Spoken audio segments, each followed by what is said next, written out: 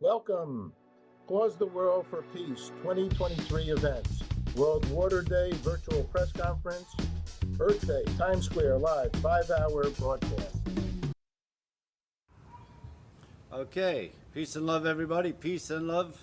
Yes, my name is Ringo, and I'm here to make you aware on the 21st of September, it's the International Day and Moment of Peace. So I'm here on behalf of the UN General Secretary to let you know that at noon on the 21st that we can have a moment of silence for peace. I'm going to have my moment now.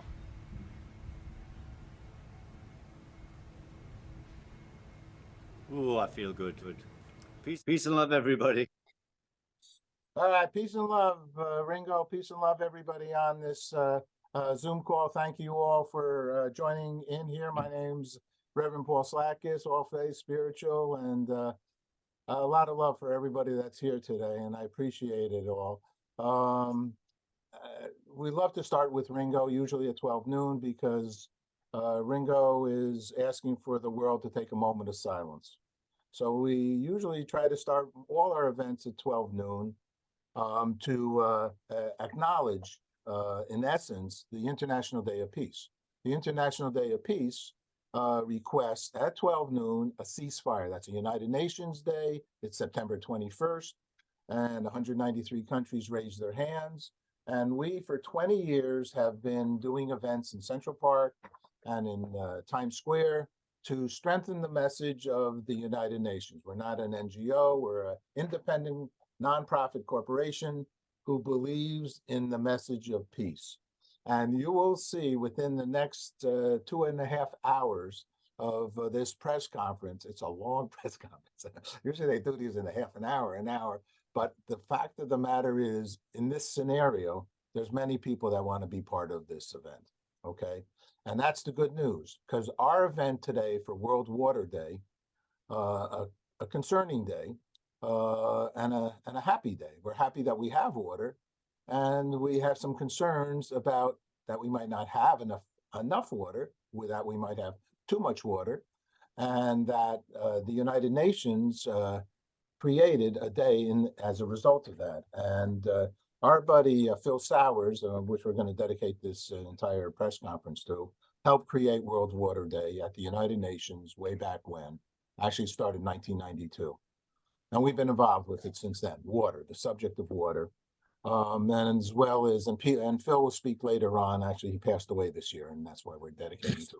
Phil created Phil surfboards. They go for about $25,000 now in Redondo Beach. And Phil is a man of water. And he had the Water Rescue Foundation. Okay, and he also was buddies with Pete Seeger. And Pete Seeger, to us people who are involved with the Clearwater, um, uh, he's a legend for us, and the good kinds of things he had to say. And one of the things he said was that water, not weapons. Okay. And we have a little badge here. We have created lots of songs for water, not weapons, because we feel the weapons spend a lot of money, and we'd rather spend the money figuring out what to do with the oceans. And so, because if the oceans rise too much, it's not a good thing. We're back to the show. Let me give you a little bit background on World Water Day. But before I do that, we have peace lights that are rolling here. Pete, why don't you say something? Because I know you got to run off somewhere. What are the peace lights? What do they do? Yes, hello everybody. My name is Pete Regine. I'm one of the co-creators of Peace Lights. Peace Lights is a symbol of peace. It was created just to be a flowing batch of purely transmitted light, and the colors represent the different cultures in the world. The motion represents how those cultures interact and work together to achieve harmony and peace and good energy. You'll see the word Peace Lights come up in 55 languages, and wherever we could, we tried to choose the holiest form of the word light.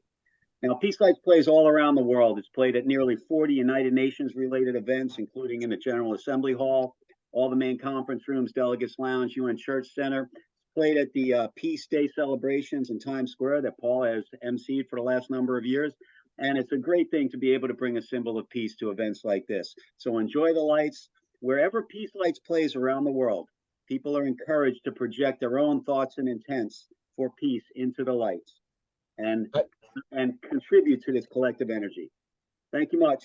Okay, hey Pete, thank you. And Pete Great day. has all the languages of the world that he has with the name, the word peace going on it. So it'll be up for during this entire broadcast in the background. Let me just give a little background on World Water Day, the serious aspect of it all. Okay, 1.4 million people die annually, and 74 million will have their lives shortened by diseases related to poor water, sanitation, and hygiene. That's from the World Health Organization. Today, 1 in 4 people, 2 billion people worldwide, lack safe drinking water. Okay, almost half of the global population, 3.6 billion people, lack safe sanitation. Globally, 44% of the household water is not safely treated. Okay, and I think in America, they just came out with some kind of new concerns about the drinking water here in America. So these are, it's not good news kind of scenarios by far. But what this show is, we're a broadcaster of good news, and we have a show called Good News Broadcast on YouTube. So if you're have a chance to go to our youtube.com Good News Broadcast. But we are very honored to be broadcasting this on Unify. And we have 2 of our close friends. We've been working together now for a while, who have a very large reach on Facebook, maybe 130 million plus.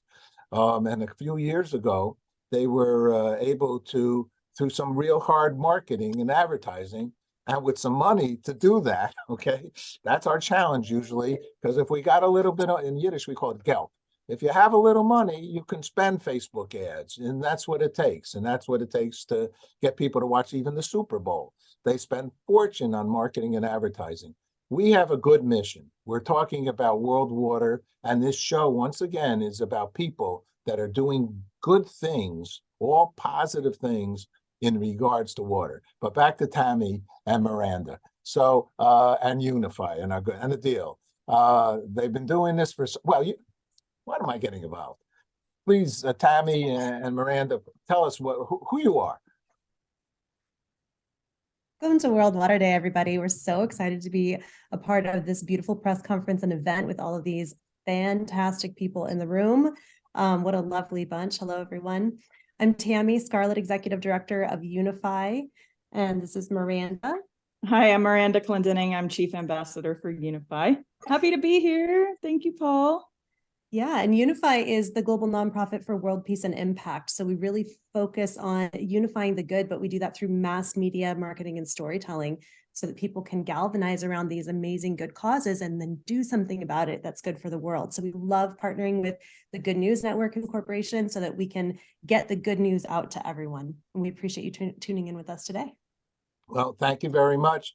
So to put a good vibe on this, our good friend, Pastor Monrose, Gil Monrose, and I'll tell you, he's we're executive director of the faith-based Mayor Adams administration, and a good buddy of Mayor Adams for many, many years. And Pastor Monrose, I've been fortunate enough, because I have a reverendship, to be part of what they're doing here in New York.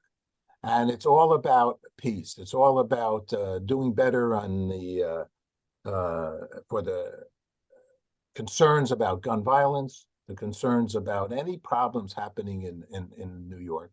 And they're taking a lead. The last phone call, we had about 400 faith-based religious leaders all over America talking about how can we fix what's broken, let's call it like that, on many different levels. And Pastor Monrose has been kind enough through Mayor Adams to join us and to give us a prayer for our press conference and for World Water Day. So Pastor Monrose, if you could share some thoughts with us, please. Yeah, and thank you for joining us. And thank you all again. Thank you, Paul, for your friendship and also to the work that you do for the city. And I am learning so much. When you talk about water, I think we did some research yesterday, or someone was saying that water is mentioned more times in the Bible than just about any other natural mineral. That was important. And so we thank God for the gift of water today. And that all of the world troubles and ills that deals with water, that somehow we as human beings will not contribute to the polluting of the water, which is really the essential of life. I think that when you look in the tradition, in the Christian tradition, you talk about Jesus talking about water, talking about this whole idea of cleansing, and it's for life, it's refreshing. So my prayer today is that all of us would join our hands together to make sure that, again, that we are the gatekeepers of helping nature continue to thrive in this world, and that all of the work that you do, it will be recognized and you'll get the resources needed and necessary to be able to help you continue to do your work. So we stand poised in New York City to stand with all of you to do the work that you need to do. So that is my prayer for all of you today, that we'll be partners with you in this fight, in this work. Thanks again, Paul. Okay, Pastor Monrose, what a gentleman this man is. And so, let's go to now some of the people doing the work and getting out there and making a difference, I will say. Tammy and Miranda, would you mind, I don't think you would, AY, who is AY? Introduce him, please. Oh, who is AY? Who is AY? The man needs no introduction. No, so Unify is so excited to be in partnership with AY Young, who is a UN ambassador for the SDGs, a global leader for the SDGs. He's also the founder of the Battery Tour, which is one of the coolest things I've ever heard of. It's a tour where his truck goes around and does 100% solar powered concerts that don't need to plug in, don't need to drain energy. And what he's been able to do by rallying youth and really rallying everyone around these amazing issues of what we can do when we're harnessing solar power for good. And we can do it with things as simple as a concert. And it's beautiful that he's done that, and through his work and his music. And we're just so honored to know AY as a friend and to be collaborating with AY, the Battery Tour, and everyone. And if we have anyone on. So I'm just going to take a sentence or two here right now, because for AY, because I love AY. And I know AY actually through Wonderama, and we're going to hear from Chuck Armstrong in a little while. And actually, you're going to hear from Chuck's son, Chucky Jr., who's now become a host on Wonderama. And Wonderama, who might not know, and when Chuck gets on, is all over the country. It's a syndicated program, and it's worldwide. And it's a historic show for us in the New York metro area. But I met AY through there, and through Michelle Bongiovanni, and Michelle, who we love dearly, will be on later also with some group from the Amazon. We have people from Bangladesh. Right now, we have people from Chile. We have people from lots of places all around the world that are going to be part of this 2.5-hour broadcast. Okay, Tammy, did I cut you off? Did you want to say anything else? I apologize if I did.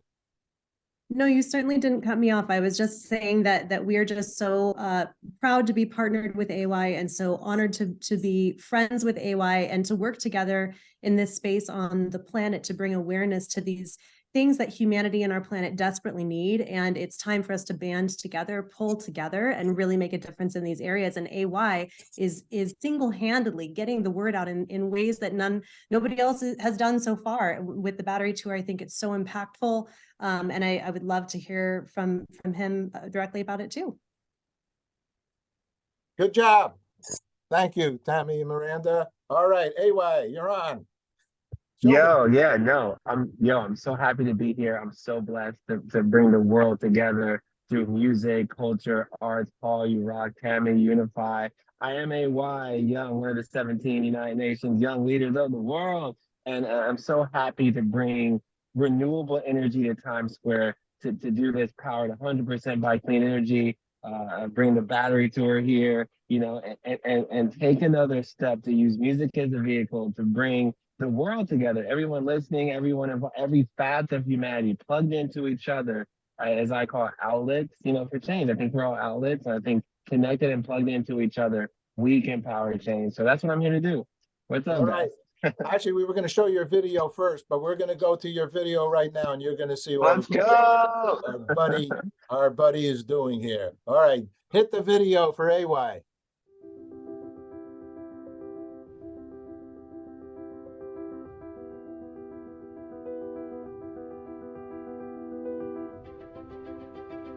A local hip-hop artist makes an international name for himself. He is the first artist to power his concert with 100% renewable energy. It is a real honor to recognize Mr. A.Y. Young, the founder of Battery Tour. It's incredible. Can't wait for you to see this. The United Nations is now throwing its support behind him. Mr. Young has made a big impact in his young life, born in 1991. He's a singer-songwriter, a dancer, producer, entrepreneur, and sustainability advocate. He's staged and performed more than 800 concerts. He was named by the United Nations recently as one of 17 youth world leaders of the world, the only individual selected for that honor from the United States.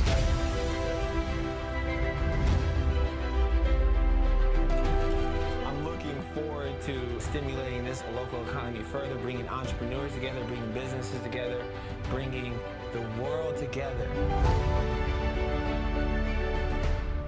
so we can make some change. I'm here to listen. Don't ask me questions. Tell me what to do. Give me ideas.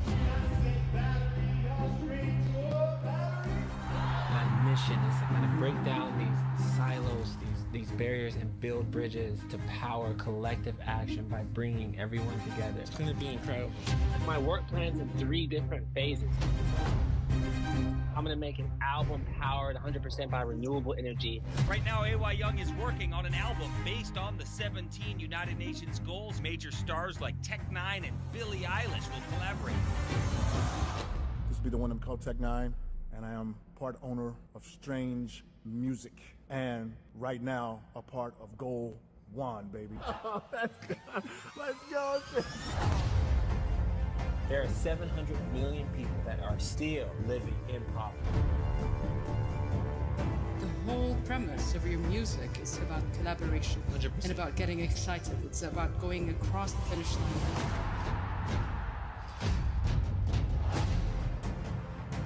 I don't think anyone can disagree that everyone needs to have access to energy, water, food.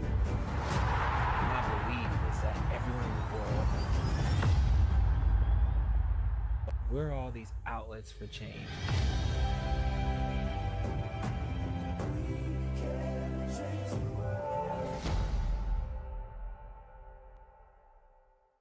Yabba, yabba, yabba, do. Well, we're going to another rolling now. AY, thanks so much, man. Thanks for your service, and thanks for all you do.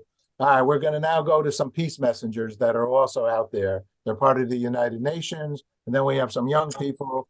One of them gets 23 million hits on TikTok, and then we got Chucky Armstrong, the son of Mr. Wonderama. You're watching the Peace Day, global internet broadcast celebrating the United Nations International Day of Peace. The Peace Day global internet broadcast promotes the United Nations, its agencies, funds, and programs around the world working for peace, the environment, human rights, and social and economic justice. I think nature is my symbolism for peace. And now this tree stands as a symbol of what nature and us can do together to heal the world. But we've got to work much harder. We must respect each other, no matter what country, religion, or culture. But we must respect the natural world. And unless we can interact better with the natural world in more harmony, world peace will be impossible. Because if you lose water, if the climate changes, if the whole world is polluted, how can there be peace between men? The word peace has many possible meanings, and the Messenger of Peace program has been vital to addressing some of the most pressing challenges of our time head-on: poverty, disease, human suffering, issues which defy the very concept of peace. All right, hi, Paul Slackers, Good News Broadcast. I'm here actually. Look at the Reeve Harrison, Kinsey Brooke. Hi, how are you two? Hi, hey y'all. So what's your good news today? What's going on here? Well, We today, just performed in Times Square. Yeah. She sang her new single, 17, and an unreleased song called Love is Love Love. is Love. And then we all both performed together doing a dance mashup of different That we kinds made of up ourselves. Yeah. Well, that dance, I'm in show business 50 years. You guys can dance. You're Thank really, you. really super talented. And the choreography, if that's, did you Yes, we conceive made it? it ourselves. I mean, you know, you could be in the Olympics. Seriously. I mean, you really have a beautiful, beautiful moves. What was the inspiration for that? The inspiration, well, everything was a different inspiration. 17, that happened because I was told that at a certain age I had to be doing things that I didn't want to do. And I was like, nope. When I'm 17, I want to do things when I'm young. You know, I don't need to have a boyfriend. I don't need to go out to parties. I don't need to stay up late and sneak out. Like, I kind of can just live my life no matter what. And that's kind of an age, that kind of is a message no matter how old you are, whether you're in your 30s, you're in your 90s, you're 5 years old. Whenever someone tells you something, if you want to do it, different, but don't do something else because someone else told you to or because you're a certain age. So that was what inspired 17. And then Love is Love, that was kind of a collaboration between me and Raph. And it's kind of just like about loving everyone and being who you are. Then with our routine, do you want to talk about our routine? We just made up choreography. Pretty much to our favorite songs, really. Not really anymore. It's not like our favorite. I still like the Well, yeah. I've always enjoyed Lil Nas X. Yeah, we always love Lil Nas. You know- Nas, if you're watching this, invite me to a concert of yours. You want us to Well, okay, dance? so we do a concert right here for the International Day of Peace. I've been doing it 20 years in Central Park in here. And then we have something in the evening as well. On the 20th, the International Day, 193 countries agreed to a day of peace. And I've asked thousands of people, what's peace for you? What makes peace for you? If you wouldn't mind, say your name and what does peace mean for you? Probably, hi, my name is Reeve Harrison Howie, and peace means to me just like bringing everyone together. Like no one like stabbing each other in the back, like everyone just like being like a good friend in a way. And like just being there for each other, you know? And like respecting Loving one another. and respecting what people do. Like don't judge on like what people look or what people do, like don't judge a book by its cover. That's a good saying. Like probably just like that. Just like bring peace We to all like can be friends, humankind. we Yeah. all can be family, and just kind of coming together and supporting one another. And you know, just enjoying life and having a good time. Yeah, if you like see someone like on the street, just say hi to them. Like, I'm always like that. Every time I'm in Vegas, I'm saying hi to random people. I'm like, hey, what's up? Hey, how you doing? Like, I love Very it. true. But peace is just honestly supporting one another, being in each other's lives. Just and being nice. And like, nice, honestly. like the saying, if you don't have something nice to say, don't say it at all. Like, I agree with that. Like, if you don't, I can say something nice, just don't say it. There you go. Well, you two are really wonderful. I have some grandchildren, so I'm so proud of you, and I can't wait to share this with them as well as our audience overall.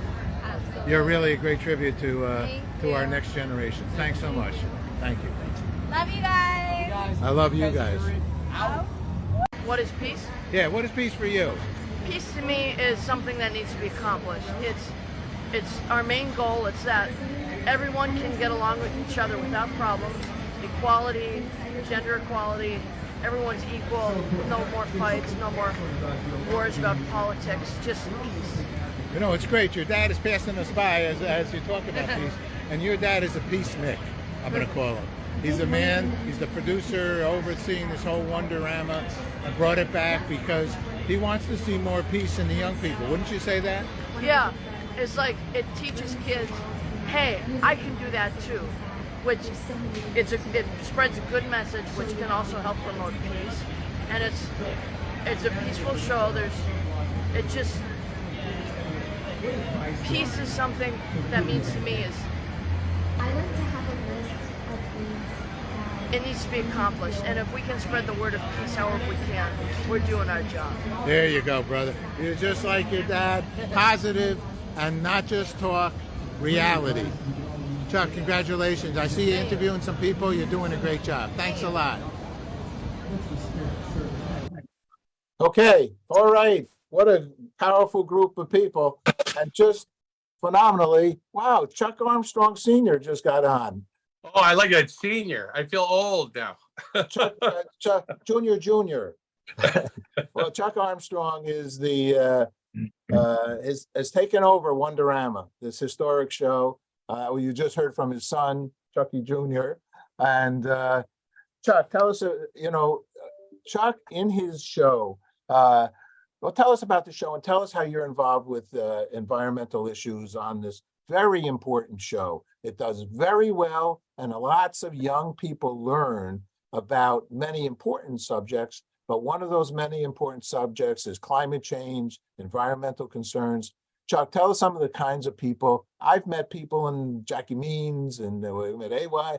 I mean, you're loaded with, you find good people doing good things. Tell us about your show, please. Well, thank you so much. And again, we call him Chuck 2. See, in the tradition, like it's a sequel.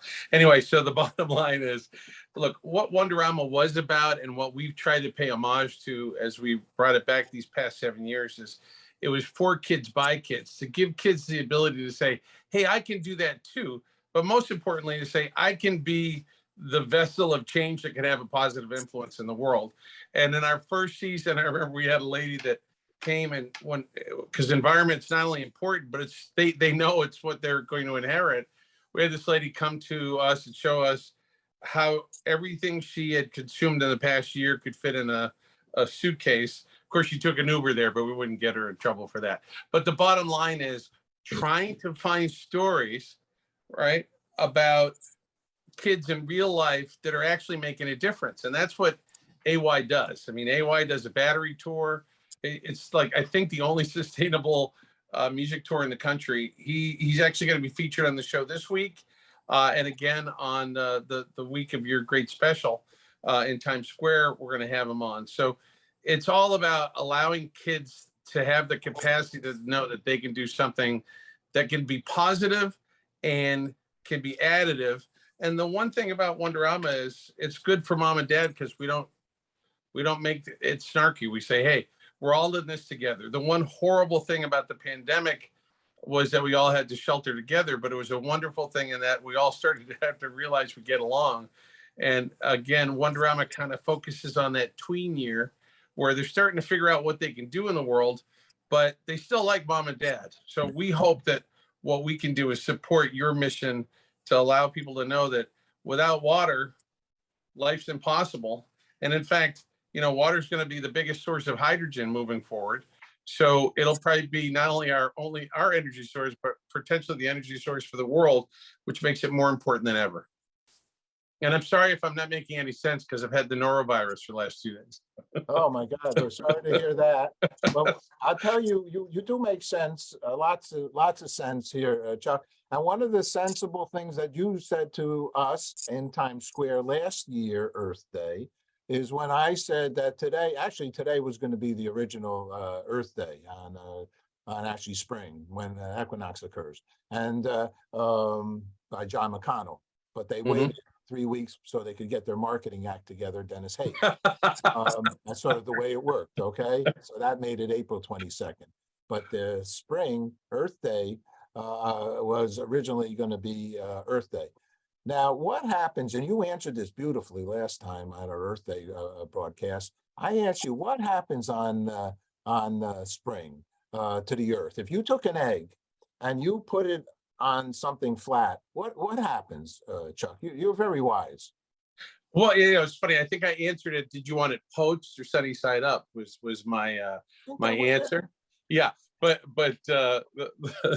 the bottom line, it all really depends on what part of the Earth that you're on, because the magnetic field's going to be different wherever you are. But as far as I'm concerned, you should answer that because you're the expert. What's the answer? I'm far from the expert. No. We'll have other experts who I'll ask that question too. All right, Chuck, thanks so much for joining us. All right, now we're staying in with people who care about our young leaders and the next generation. And we have Chuck Saya on the line here. He's the co-founder of You Got This Kid. I'm crazy about Chuck, like I'm crazy about the other Chuck Armstrong, and everybody on this call. It's a big honor for us to have all you kind people to be sharing this important messages that you live by. So you're the co-founder. Tell us a little bit about your organization. You Got This Kid, Chuck, and thank you for being on. Well, Paul, thank you, and thank you for what you do, having an impact on our world. And Chuck Armstrong, we just met, but that was brilliant learning what you're doing with Wonderama. So thank you. And it was also brilliant learning about AV, Paul. So the You Got This Kid Leadership Foundation, yes, I'm the co-founder. We every day strive for the development of young leaders while having a positive impact on people with lupus, which is a debilitating autoimmune disease, and the environment. And the reason we tie that into the environment is that toxins in our environment and the removal of toxins in our environment have a positive impact on those with autoimmune and can prevent people from getting autoimmune. So when you think about water, Paul, you always say this, without clean water, we don't have life. And we need to remove toxins out of the environment. The way our foundation does that, you know this, I'm the author of 2 books. One is You Got This Kid, Words of Advice for Young Leaders. The second book is You Got This Kid, Words of Advice for Children. And we do development of leaders through curriculum and through leadership training. We also provide immersive learning experiences to future leaders in the area of autoimmune and lupus through research, and also the environment through environmental studies and research and impact. It's an exciting time for us, you know that. I think you're going to play a video. If you want me to introduce that, I can. But love the partnership with what you do and love you for the impact that you're having on our world. Yeah, please introduce the video. Yeah, so you're about to see a video from one of our board members. She's a PhD in biology. She's a professor at Quinnipiac University, and she leads the environmental studies program up at Quinnipiac University. Her name's Dr. McGinnis, Dr. Courtney McGinnis. She's absolutely brilliant. She's going to read a passage from my first book, You Got This Kid, Words of Advice for Young Leaders. It's where I use animal analogies to compare the corporate jungle to the animal kingdom. So it's a little bit fun. I hope you get something out of it. It's about you, and leadership is about you, and she's going to tell you all about that just in this one passage. Hi, this is Paul Slakis. We're here for Pause the Will for Peace for World Water Day. I'm here with Courtney McGinnis. Hi, Courtney. How are you? Good. How are you, Paul? All right, good. Courtney's on the board of You Got This Kid, and this organization is marvelous, and we're so excited to have them part of our activities for world peace, for World Water Day and Earth Day. And so You Got This Kid, Words of Advice for Young Leaders. I got all excited because the forward, and first of all, Chuck Saya is a good friend and a very smart man. It starts off with navigating treacherous waters. See, waters have a lot of meaning to everyone. And there's the first part, it's called It's About You. And It's About You has one person in a boat. So it's all about you, and it's all good. And our good friend Courtney, who's also a professor at Quinnipiac, correct? What are you doing up there? I'm doing lots of good things. I'm currently the program director for the Environmental Science and Studies program here at Quinnipiac. And I'll be doing this reading as a member for the You Got This Kid Leadership Foundation, where I'm a board member there. Fantastic. All right. It's about you. It's about you, Courtney. Now, if you could read that, that would be wonderful to share with our press conference. Thank you. Awesome. All right, here we go. So part 1, it's about you. The first section of this book is about you becoming your best self. Much of your career is about you, so we'll start there. In the second half of the book, we'll talk about how it's not all about you, though. Many strong individuals and forces will shape your career, and you need to learn how to handle those situations. But first, you. A large portion of your success in life is dependent on you. I witness so many people in the business world of all ages and at all levels forget personal responsibility. They blame others for their lack of success. they blame circumstances like market downfall or the inability to effectively lead. And the most often used excuse of all, they complain about not having the time to focus on themselves. If we could create perfect circumstances for everyone, we could all succeed. I could guarantee that you will be the next manager, division head, CEO, or chairman of a company of your choice. Maybe I could guarantee that you will be the next head coach or general manager of your favorite sports franchise. Or how about guaranteeing that your startup will be sold for $1 billion? Wouldn't that be nice? Unfortunately, it's not that simple. Perfect circumstances rarely, if ever, occur. So the wise thing to do is to work on what you can control, you. In this section, we focus on 3 simple stories from the animal world. Protect what makes you different. Mandarin ducks do. Butterflies are magnificent, but they didn't start out that way. Developing a thick skin early will add years to your staying power. As you will see, it works for armadillos. Here we go. Here we go. Courtney, great job. Thank you so much for sharing this important book. You got this kid, Words of Advice for Young Leaders, and for all the important work you do. Thank you. Thank you, Paul. Okay, Wowie. All right. Yeah, you didn't tell me you were giving me content segments for Wonderama. This is perfect. Chuck, we're going to come see you. All right, I'd love Chuck, to collaborate. you're Chuck, going to I'd be on love the to show. collaborate with you. Yay, that's what we love. We love that. So this is, I was hoping for that, actually. That wasn't planned. But Chuck Armstrong is not going to miss talent. I'll tell you that right now. He never misses talent. And he's going to see even some more talent now. But before we go to that, I do want to say that Chuck has written another book. And we are going to be creating, along with Courtney and Courtney's daughter, I think she's only 10. We're going to be reading some of his, what's the name of the other book, Chuck? It's You Got This Kid, Words of Advice for Children. It uses the same animals that what I call the adult book, even though it's meant for young leaders, uses. And it's more cartoonish. It's a coloring book, and it follows the track of a young caterpillar that's trying to become a great butterfly leader because of the importance of pollinating gardens in our world. So it's a fun book that connects to the environment. And thank you for mentioning it, Paul. And I look forward to seeing how Courtney's daughter does in comparison to the mom, right? Yeah, we're going to, what's exciting is that we're going to do that in Times Square. Let me remind people now, right now, April 22nd. We'll start around 11:30, create a human peace sign. If we're successful, we have been successful in the past. And then at 12 noon, once again, we put Ringo up there, and Ringo will ask for a moment of silence for peace.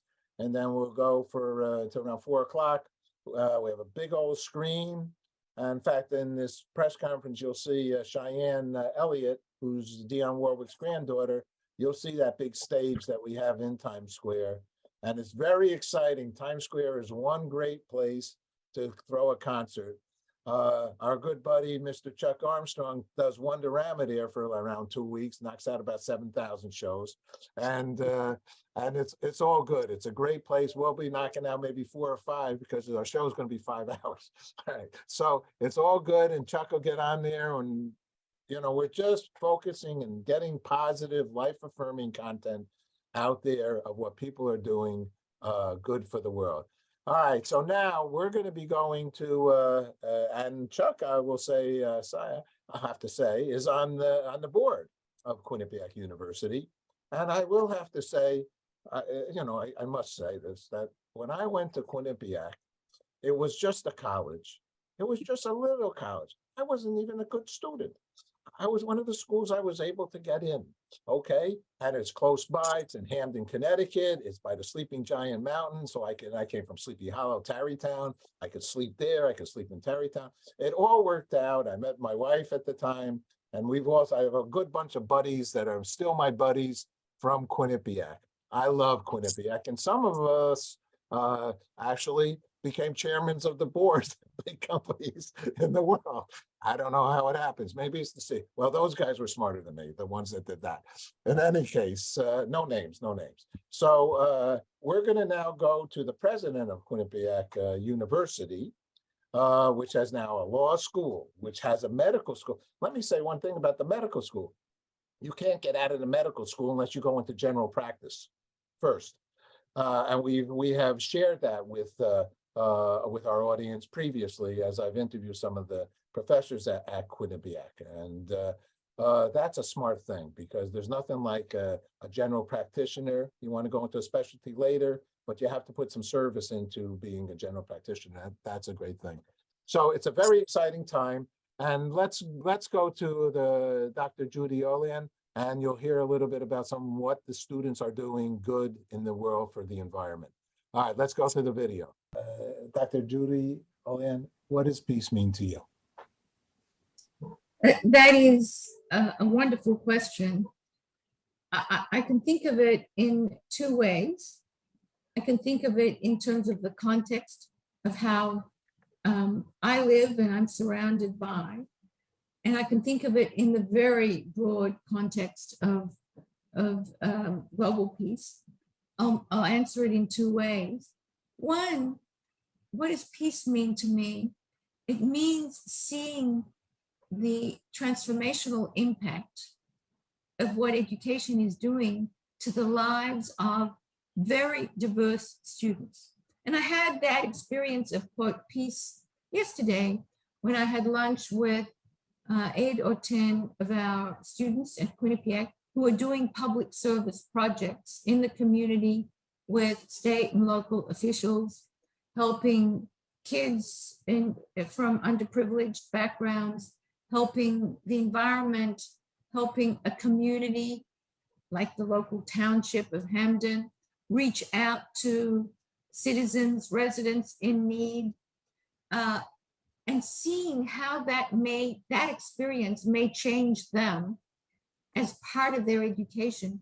That's exactly what transformation through education means.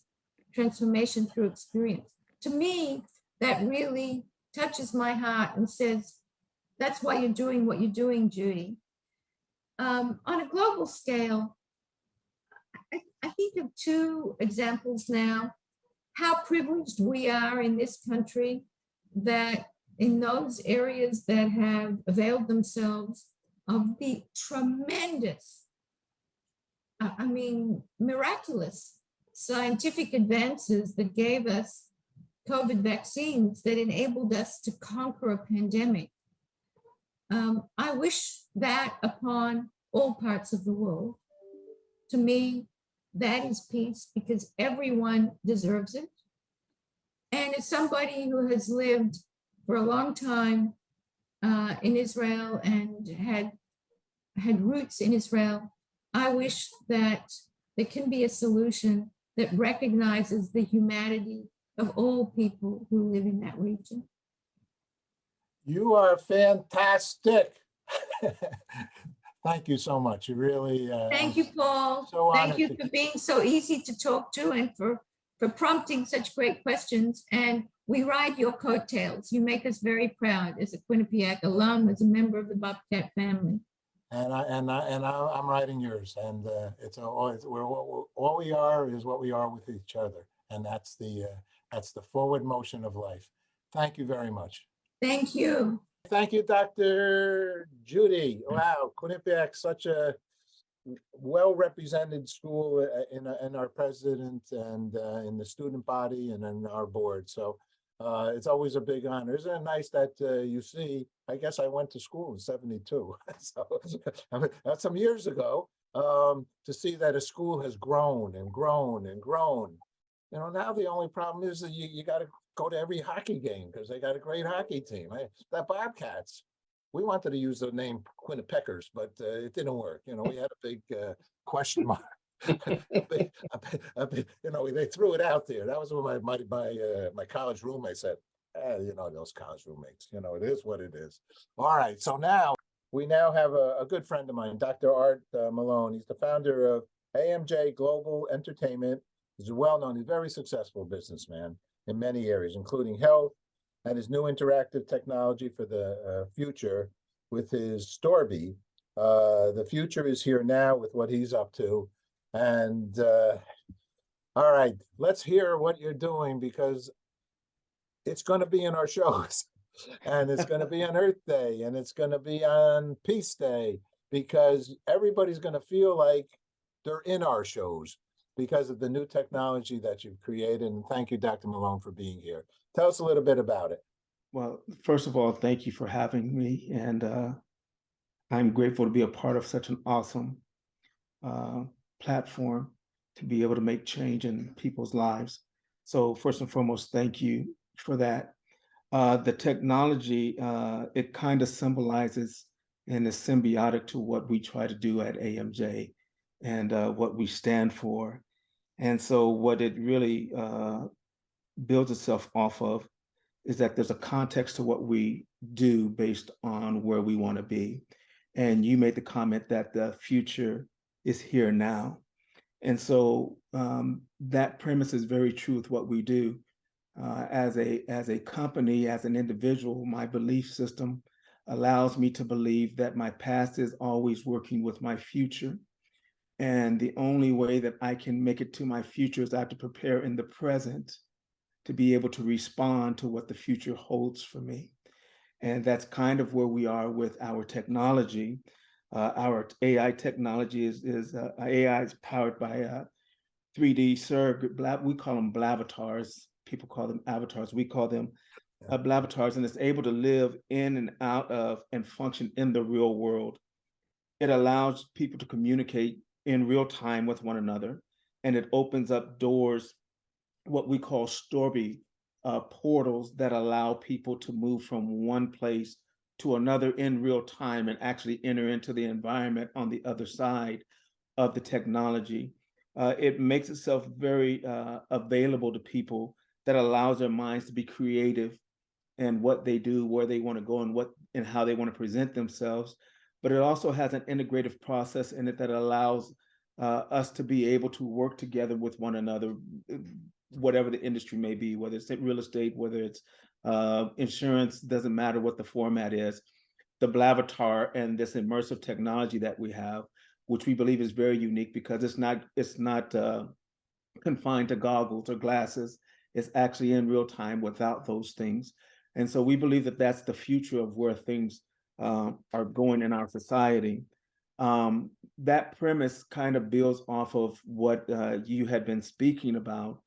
And I heard several people talk about world peace and all of these things and making a difference. And so I just wanted to share a principle that we have that correlates to that, whether it's Water Day, Earth Peace Day, World Peace Day, International. And it's just 5 simple principles that simply say, I want to do better in grace. I want to be better at, I want to be better at hearing. In other words, I want to be better at responding to people who are hurting or cannot speak for themselves. I want to think better.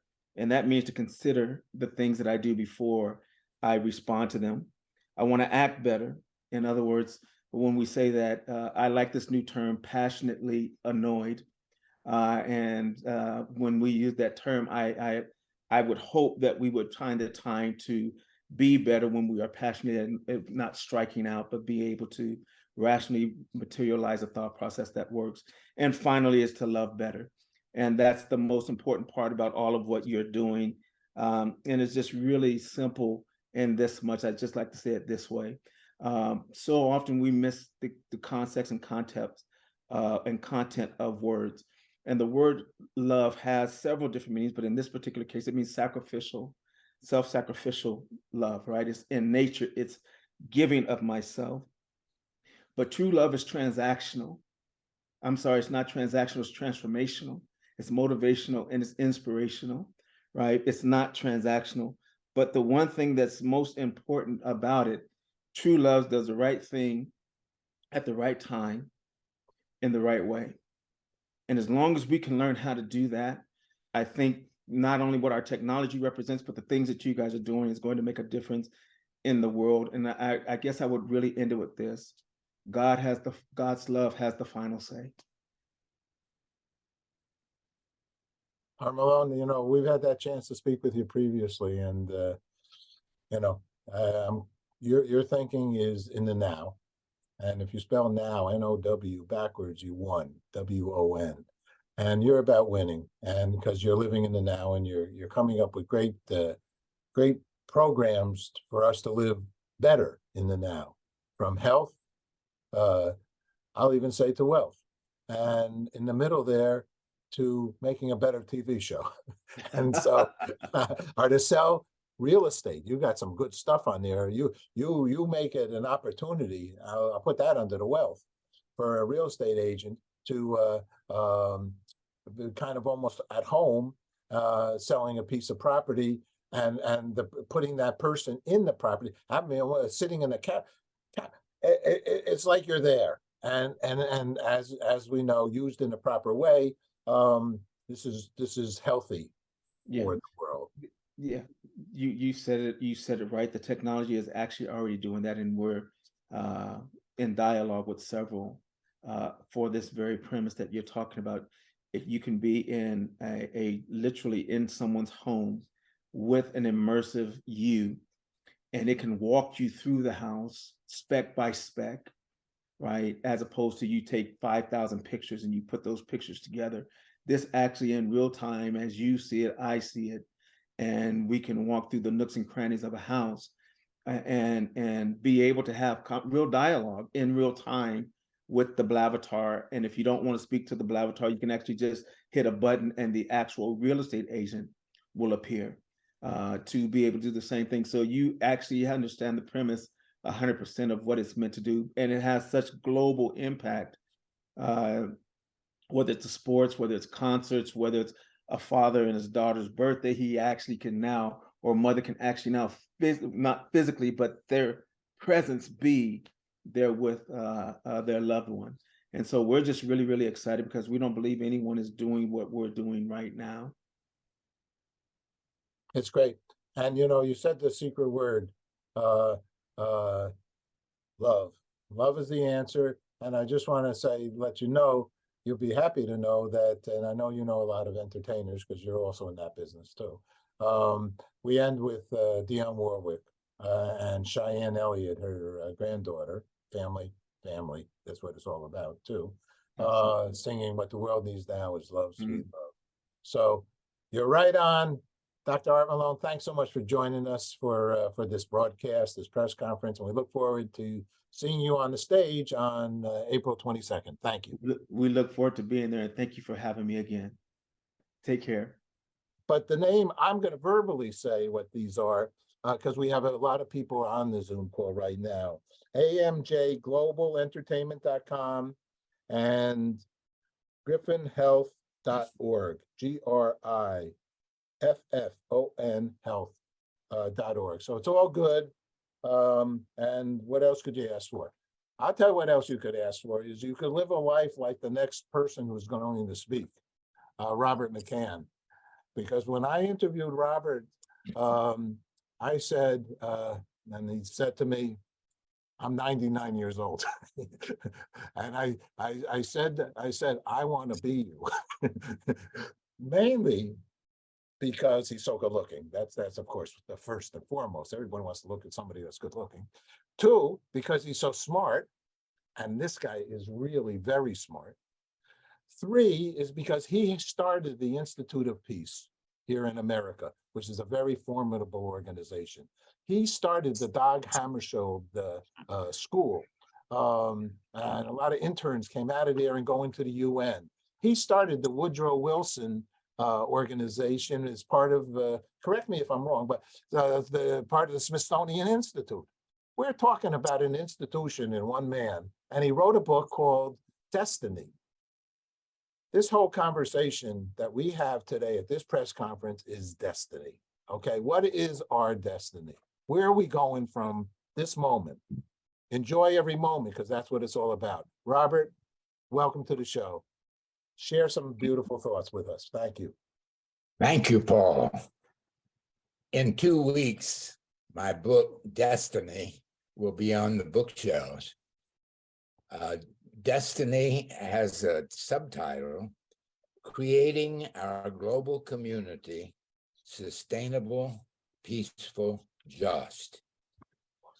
When I began to write this book, I did what I often did when I was a professor at American University, teaching students in the area of political ethics, and going to Congress and seeing what was happening in the world of politics, and then reflecting on it and thinking of the ethical meaning of what was happening. I asked students to write down what they believed and do it in one page, and then at the end of the term, go back and do it again and see if there was any change. I decided when I started to write this book that I needed to rethink my own beliefs and write down my affirmation. The first page of the book was the great affirmation that I wrote at the beginning of the book. And the rest of the book, 400 pages written over 4 years, between the time I was 95 and 99 years of age, is a fulfillment of that original page. I'm going to read that page. My great affirmation. I'm a member of the family called human. My home is planet Earth. The achievements of humankind throughout the ages are my heritage. My highest priority is the common global good.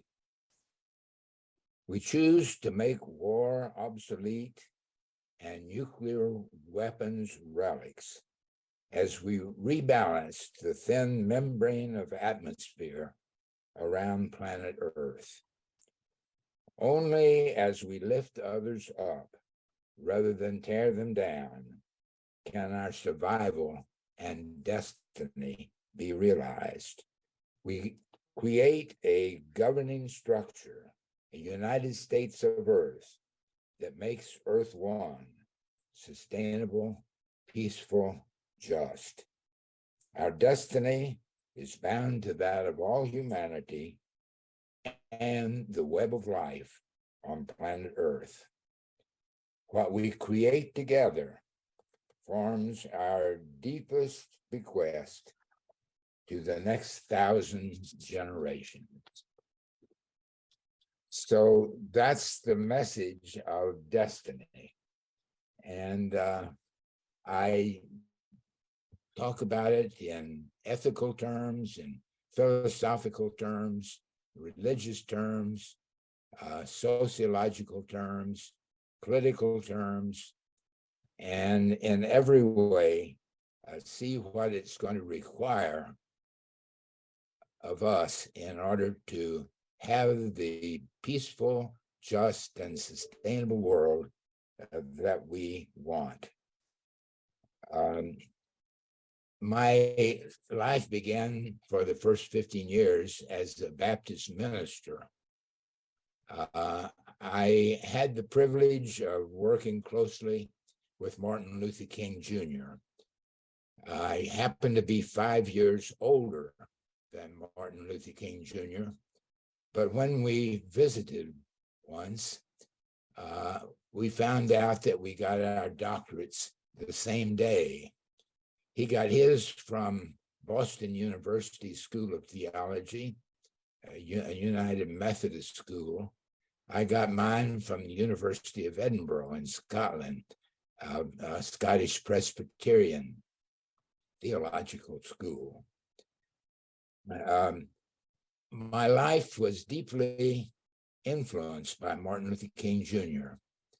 And we worked together on a number of occasions. I worked with his father and studied closely his teachings and his philosophy and concept.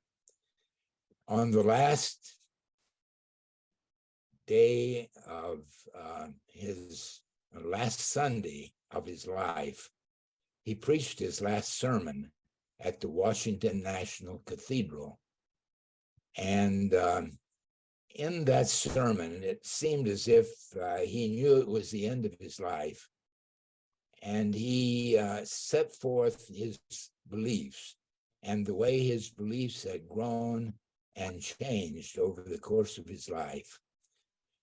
In that belief system, and I was there and heard that sermon 53 years ago.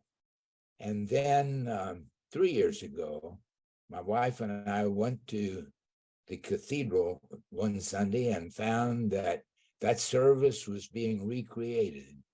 Martin Luther King Jr. would preach that sermon again, the last sermon he ever preached, and one that had never been shared with the public.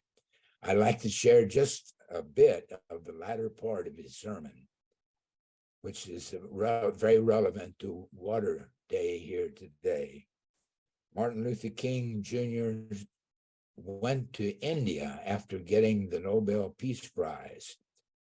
He wanted to retrace the steps of his saint and his mentor, Mahatma Gandhi, who went on the long march to the sea and got the freedom from colonialism from Britain without raising his hand in anger or without firing a single shot at anyone.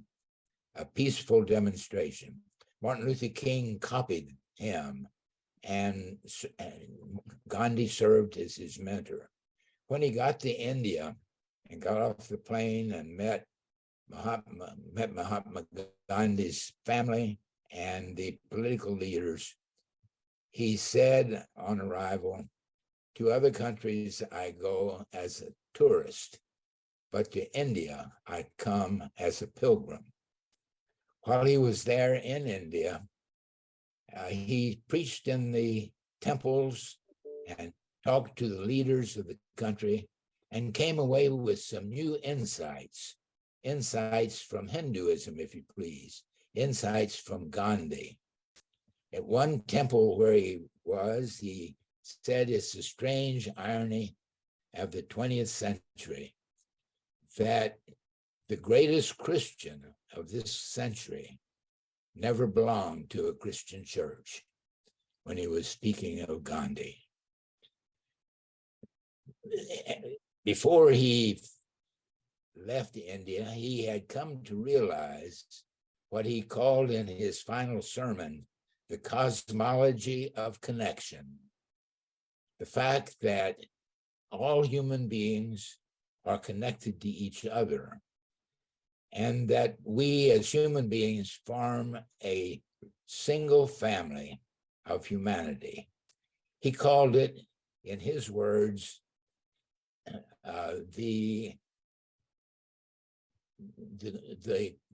great community, the blessed community.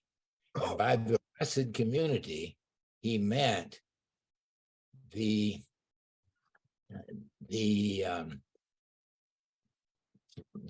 coverage of all people of the earth living together as a single family with justice and with respect for each other. But he said there's more to it than that. This cosmology of connection means that all humans are connected to the earth, and they're connected to all animal life. And it's this cosmology of connection. We have to all be sustainable and respectful of all parts of the cosmology system if we are to survive and prosper in the destiny that we wish for ourselves. So on Water Day, we realize that we're bound to each other, we're bound to the air, we're bound to the land, and we're bound to the water. We must respect the water of the oceans, protect it, and purify it and make it livable again. So must we do with the water that we drink. It's a fundamental human right that every person on earth should have sustainable, good water to drink, every person on the earth. And to that end, we look forward to celebrating World Water Day. Thank you very much, Paul. Robert, thank you very much. I think you should be the host of this show. Such a well-spoken, brilliant man, and what an honor to have you included here. You got to the animals, you got to the plants, you got to the water. You know, it's we always show this little from the moon, the blue marble. This is the we're all here together, one world. Soon we'll have Robert Ferenc on. I don't know if he's going to show a picture though of Mars. Oh, picture on the cover of the book. Oh, that's right. You have that picture. Moonshot taken from the moon, looking toward the Earth by the astronauts in 1967, same year that Martin Luther King was murdered. Oh my God. All right. Well, Robert, thank you so much. Big honor to have you join us. You know, we're gonna stay sort of in the spiritual mindset here with a good friend from Canada, Georgia Fumante. Georgia has been performing at our Peace Day events for years and years. I think, as I mentioned early on, we have been doing Peace Day since 2002 in Central Park, the International Day of Peace, and then we've been doing it since 2014 or so in Times Square as well. So Georgia, she sings like a bird. Well, you're going to hear her sing. Let's go hear Georgia. They've created, I will say, they created a song specifically. It's called Angel Watching Over Me, especially it was created for this day, for this event. And it's a spiritual theme for us now, for Water and Earth Day and Peace Day. Produced and arranged, composed by Jack Lenz, a well-known producer arranger, as well as Stefano Galante, who has worked with Bocelli. Let's go to hear Georgia serenade us. I think it's a good time for some music. All right, thank you.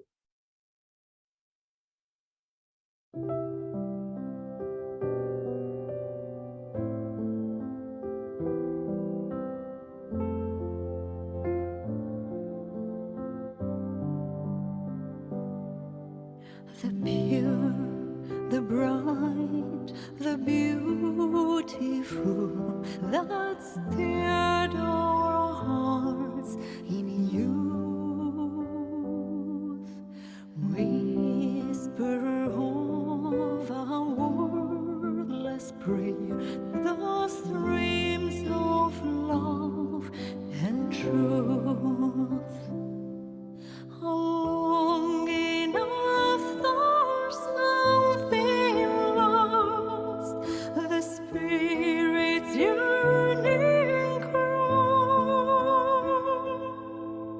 striving after better hopes. These things can never die. There will always be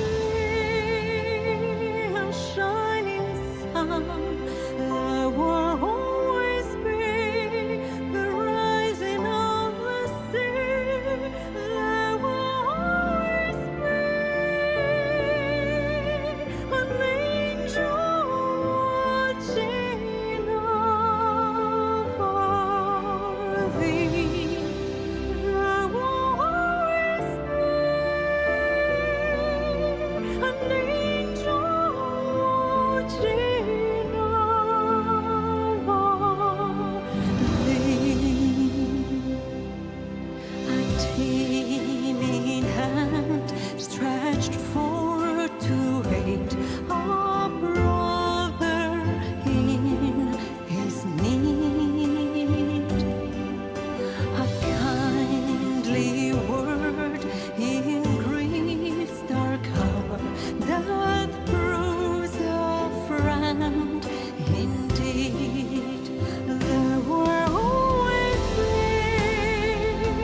shining sun. There will always be the rising of the sea. There will always be an angel watching over thee. There will always an angel watching over There will always be a shining star. There will always be the rising of the sea.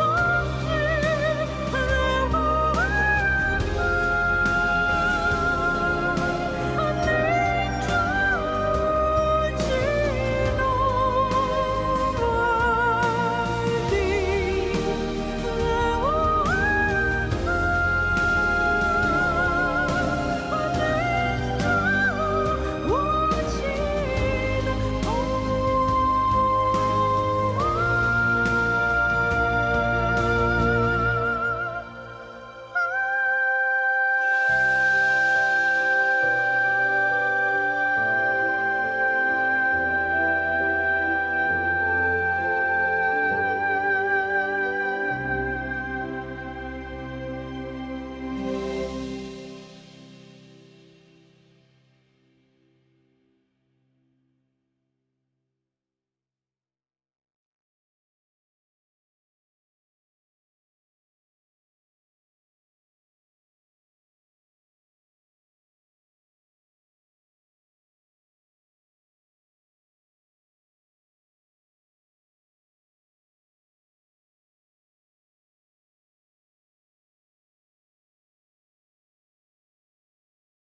Hi, we're back on. We heard the credits on the uh on that beautiful, beautiful, beautiful song. And I feel like she's watching over us right now.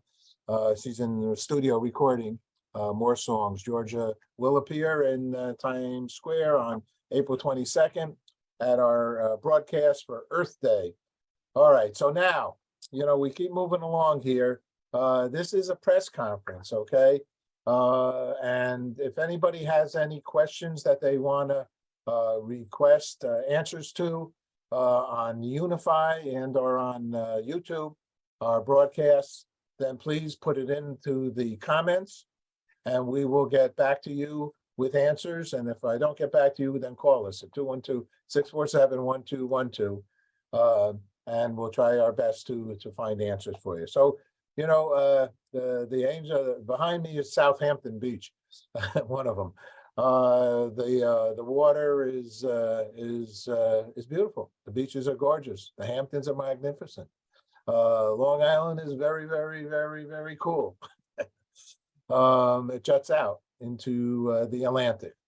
But one of the very special locations that are there to learn more about Long Island is the South Fork Museum of Natural History, SOFO, S-O-F-O, okay? And I'll just say we're going to show a little video in a little bit. But before then, I just want to announce that SOFA will be having a Nurturing Power of Nature, SOFA's 34th annual summer gala on July 29th. So if you're out in the Hamptons or out in Long Island, I suggest it's a must to go see because they're doing conservation. This is a quote from a man that I respect highly. Conservation is the cause that we must pass on to the future generations, Andy Sabin. And Andy has some animals, frogs and different other animals named after him in this world. And he also is charitable to many universities that have environmental programs. So, and he's very connected to this South Fork Museum of Natural History. Conservation is a cause that we must pass on to our future, one more time, generations. And that's what we're doing here today in this press conference. SOFO's environmental and educational programs and initiatives, honoring acclaimed environmentalists and humanitarians. Yvonne Schoenard and his family, you know him, he's very famous. Dan Emmett and family, and Annette Sabin posthumously awards, Basil Segosis, and it's a beautiful thing, living with water on our land. So let's learn a little bit about the Long Island and about water and about this museum. Okay, here we go. Let's watch the video.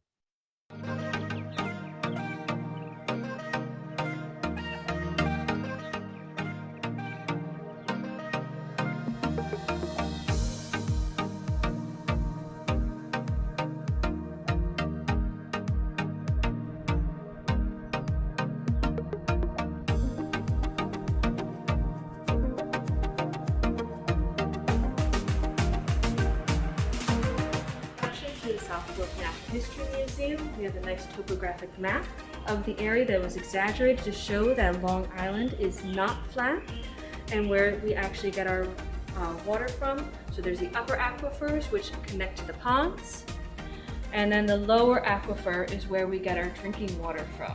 There's a lot to explore on the South Fork, and you need a lot of tools to be able to properly find everything. So this is our example of the Naturalist Closet, and different tools you could use to help discover nature on the South Fork or anywhere. And our life of a dying tree,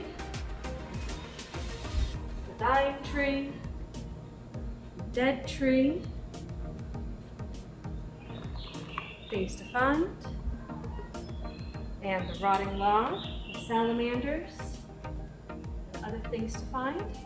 Also have many other habitats like our ocean fish. Also by the ocean, we have our swale habitat, the red fox, and the northern harrier, competing for some of the same food. And there's two kinds of fox on Long Island, and a great place to go looking for tracks and other animal signs. In a forest, there are temporary ponds and our wood frog, and that would be a springtime pond in the summertime. We have scarlet tanagers visiting. They're a migratory bird, spending their summers in North America and their winters down in South America.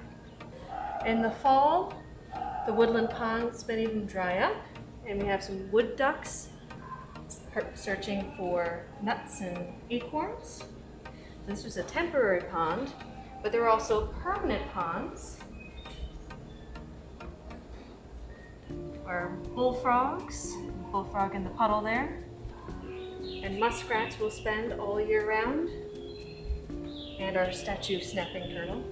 That's it for basic freshwater. We also have saltwater, there's salt marsh, and our diamondback terrapin, and we have some black-crowned night heron and a mink would also be found in our salt marshes.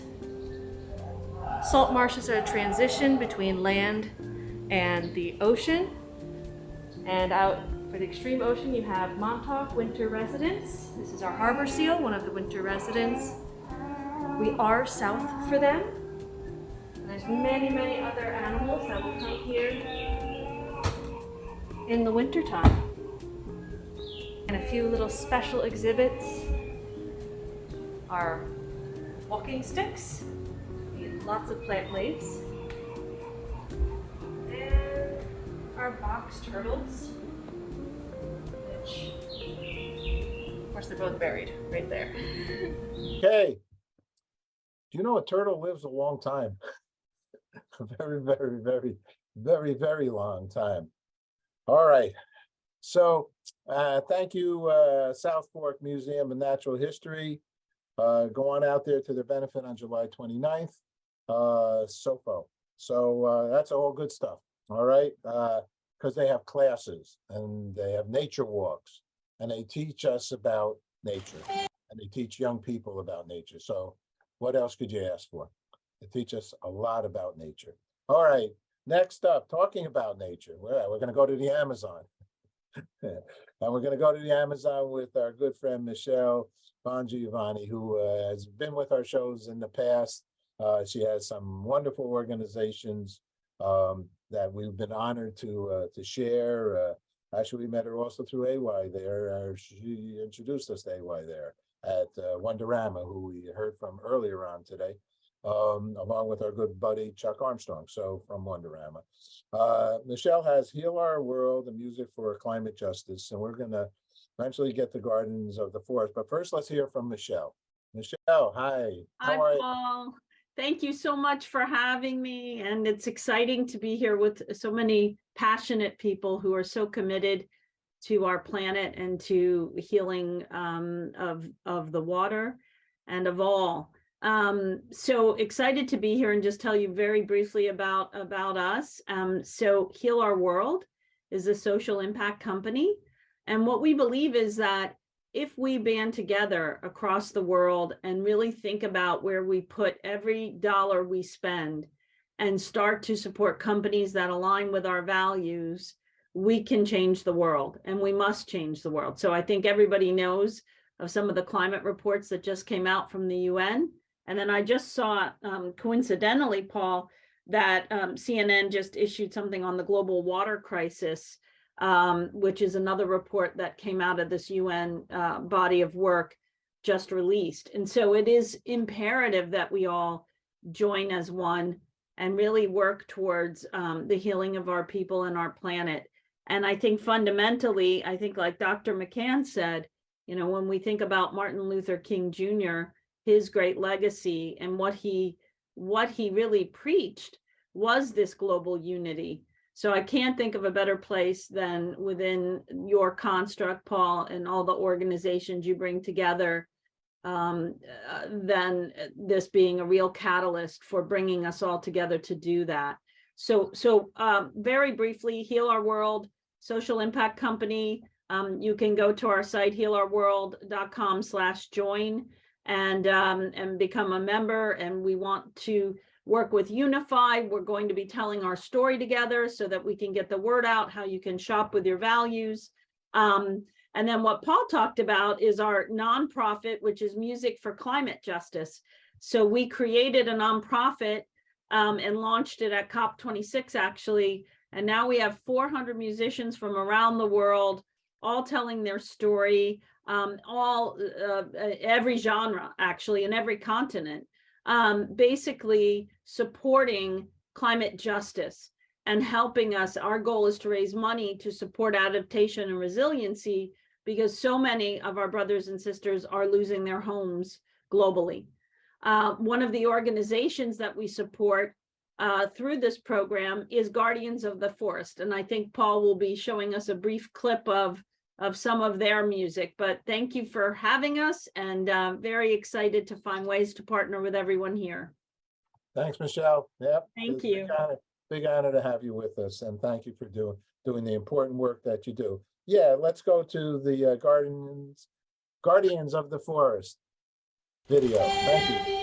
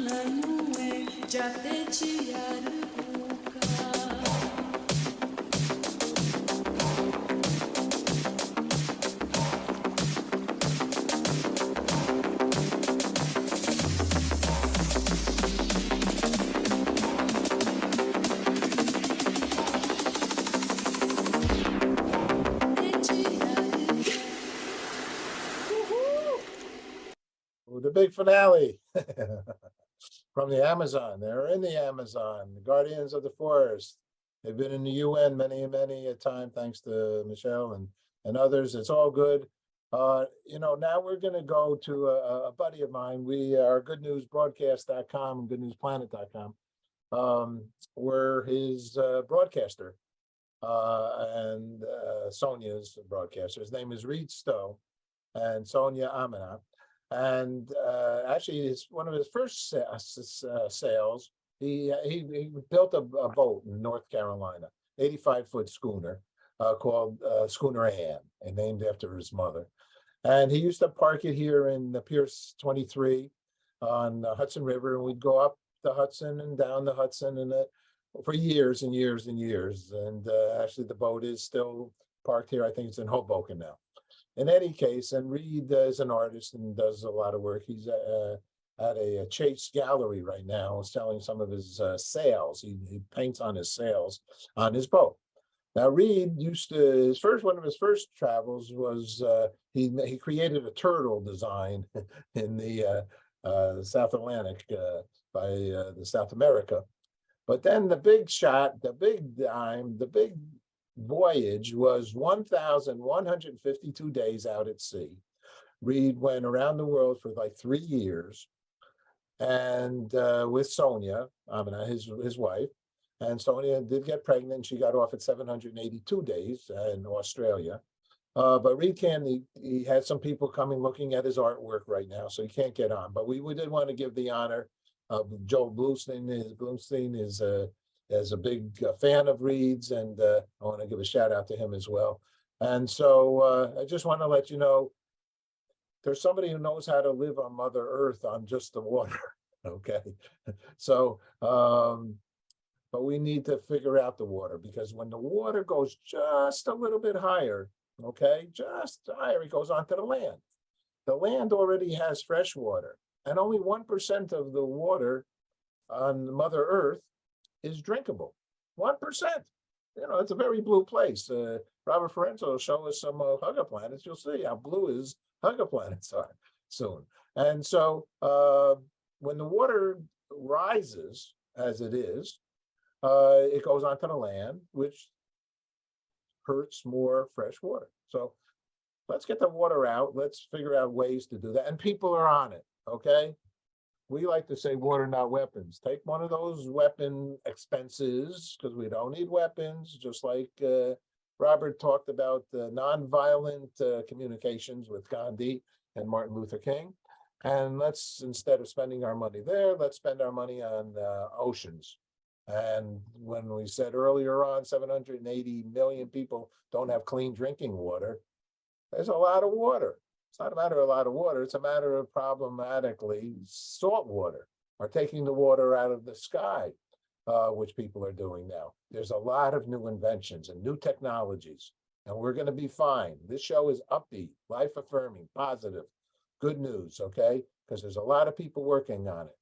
We just hopefully have them working on it faster, hopefully support them who are doing these good, important works, and move forwards. Okay, so that's that. So now we're going to actually talk about an organization a friend of mine, Scott Harrison, started, called Charity Water. He probably is one of the most successful nonprofits out there for many years. In fact, we interviewed Scott. He just started Charity Water maybe 20 years ago. So we have a show called The Water Hour. My friend Phil Sauer said, make a show called The Water Hour. And he was friends with Pete Seeger. We're going to hear from Pete Seeger soon as well. And this water, not weapons concept is from Pete Seeger. In any case, in Clearwater. And so Charity Water has done very well. They've been very successful in helping people, mainly in Africa, I believe, to have water. They show very often people going big, long distance. Women and girls worldwide spend an estimated 200 million hours every day collecting water. Some start walking before sunrise. Some sleep next to the well, okay? They have these big plastic containers. They put them on their head, and they walk with the water. You know, we go to a faucet that we should probably use half the amount of water that we are all using. The showers. You know how much water is used in the shower? Unbelievable amount. I don't want to say because people take different time, but the longer you're in there, the more water down the drain. Okay. And same with washing dishes and so on. I mean, everything is a plus and minus, no doubt about it. Even a dishwasher, they say, you know, it has less usage of water than washing the dishes. But then it uses electricity. So everything has a little plus and minus, and we have to pay some attention to it. So Charity Water has this Clear the Calendar campaign where 100% of every donation is going to clean water. And this is a good, you know, we've been alluding to good, socially responsible, good corporate citizenship. But our Earth Day event coming up on April 22nd is all about ESG. And ESG has now become a buzzword, thank God for all of us. It's called environmental, social responsibility, okay? Sorry, ESG, governance. All right, environmental, social governance, okay? And corporations need to now consider their responsibility. But we've added one other name here, PSG, PSR, okay? Corporate social responsibility, PSR. It's personal social responsibility / respect. Because corporations are just corporations. Corporations are people. And so it's the people in the corporations that will make change, okay? It's not the Inc. or the LTD, it's the company. In fact, soon we're going to have a gentleman, Michael Stone, he has a book on conscious corporations, and that's a good thing too, as well as other things we'll hear from him. And I guess the last thing here is Domino's, and that is Domino's. Besides making nice pizza, we've interviewed them for many years. Domino's giving $100,000, generously donating to match any donation up to $1,000 while funds remain. And the donation will go towards the $40 Charity Water on their walk twice as far and give 2 people life-changing opportunity, inspiring calendar, cleaning access to the water. So there's a corporation. And there's many corporations. I've been looking for, to be frank with you, partners and funders for our nonprofit, for Earth Day, for ESG. And just go to any corporation, okay? You should do this. It's important, especially any corporation where you use their product. And put the word, name of the XYXX, name of the company, and put the word sustainability in whatever you use, Bing, or I'm a Google guy, and see what comes up, okay? You're gonna see a lot that comes up because this is our future. People are concerned about their carbon footprint. I didn't know what carbon footprint is, but a friend, one of our board members, Frederica, who's friends with Ted Turner, and Ted has been an environmentalist for years, and his daughter Laura Seidel. I learned about carbon footprint. It's something we should all go out there and look for. All righty, so that's some realities of where we're at. Let's go to Chile, okay? In South America, talking about South America. All right, and we have with us Tanya Sutton. And I met Tanya she was here for, I think, the International Day of Women at the United Nations. And I said, do you have anything that we could use that's environmentally minded? And she said, yes, we do. And we're gonna watch some video of some students. But first, Tanya, hi, how are you? Hi, Paul. I'm fine, thank you. How are you? Great. Tell us about your organization. Yeah, thank you for having me here today and be part of this press conference. Hello, everyone. It is a pleasure to be here with you all today. I come from Chile, from CODEA, which is a nonprofit organization dedicated to empowering Latin Americans through digital skills. And I am here to share with you our vision of a world where technology and digitalization can help us tackle some of the most pressing challenges that our planet is facing today, like climate change, water scarcity, poverty, and gender inequality. At CODEA, we firmly believe that the access to digital skills is key to creating a world that is equitable, just, sustainable, and we are proud of our work inspiring young people to embrace this digital curiosity, to develop a desire to change the world through technology, and to find innovative solutions to the challenges that confront us. And yeah, that's one of our initiatives, Los Creadores, which is the one that I'm going to present, because it is a testament of the transformative power of technology. The video that you are about to see is a perfect example of this. It tells the story of 4 young creators from very South Chilean Patagonia, who with the help of their biology teacher developed Aquafound, an ocean monitoring probe that won Los Creadores Award 3 years ago. Their innovative solution allows real-time tracking of water temperature and fish behavior, helping artisanal fishermen to face the crisis of this productive sector without harming the ocean's ecosystem. What's truly remarkable about this story is that it shows us that young people from any corner of the world can create solutions to the most pressing challenges that we are facing. And it's a reminder that we all have a role to play in creating a brighter future for ourselves and for also the generations to come. Today on World Water Day, let us be inspired by the story of Catalina, Javiera, Cata, and Constanza when they were 13, 15, 16, and 17 years old. Let's be motivated and reaffirm our commitment to creating a world where every individual has the tools and the skills they need.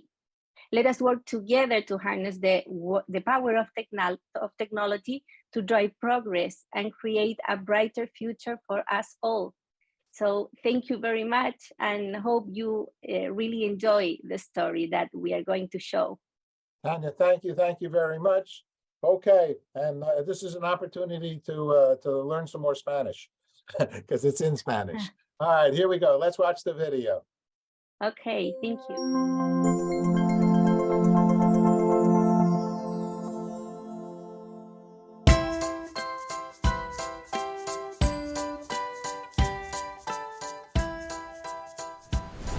Hola, mi nombre es Catalina Pastor. Mi nombre es Constanza Macei. Mi nombre es Catalina Rojas. Me llamo Javier Aguilar. El año pasado participamos en Los Creadores 2019 con una boya oceánica para los pescadores artesanales. La Cati y yo tenemos familia pescadora y esto nos dio como la inspiración para darle el uso que ahora tiene la sonda, darle ese enfoque social. Tanto tiempo juntas con un propósito nos hizo ser más cercanas. Pues ya después andábamos todo el día juntas, ya no hacíamos nada separado. Cuando no nos funcionaba algo, el profe decía que volviéramos a intentar. Él fue como el que nos impulsó a seguir, porque muchas veces nosotros queríamos dejar el proyecto porque no salía algo mal. Nuestra sonda filtraba agua y aparte nos falló dos Arduinos Nano en realidad. Y estoy aquí en la rampa para poder tener como una prueba de la última vez que logramos probar esto. Aquafon está compuesta por una placa de Arduino, un termómetro y una tarjeta de memoria. Con el Arduino procesamos los datos de temperatura. Estos datos se almacenan en la tarjeta y la información es transmitida por Bluetooth a una aplicación de celular. Cuando nuestra sonda ingresa al agua, el pescador desde la superficie puede conocer la temperatura del océano en diferentes sectores. Con esta información, el pescador puede saber con mayor precisión dónde están los peces que busca. Cuando nos enteramos que habíamos sido seleccionadas, ¿recuerdas? Que las chicas se pusieron a saltar porque estábamos todas muy felices. Nosotros llegamos al TVN, que fue el canal que nos recibió la premiación. Y empezamos con unos stands donde nosotros le mostrábamos nuestro proyecto a todos los invitados. Después de eso empezó la premiación y estábamos conversando y en eso hice el primer lugar. Primer lugar nacional del premio de talento digital Los Creadores 2019 es para el equipo Monitoreo Oceánico del Liceo Bicentenario Altos del Macay de la región de Aysén.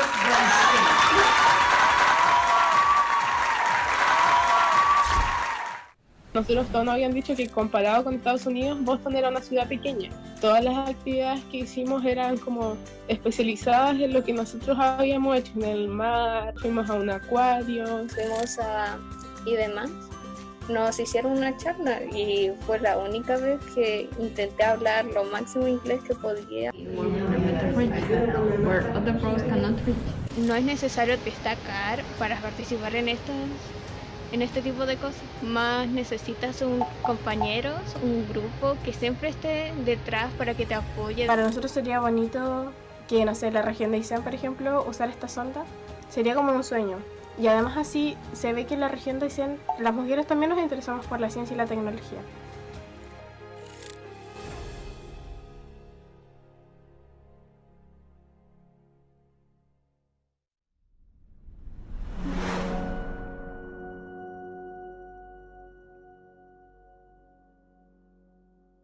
Oh, magnifico. Muchas gracias. Wow, that was really special. Thank you so much. All righty.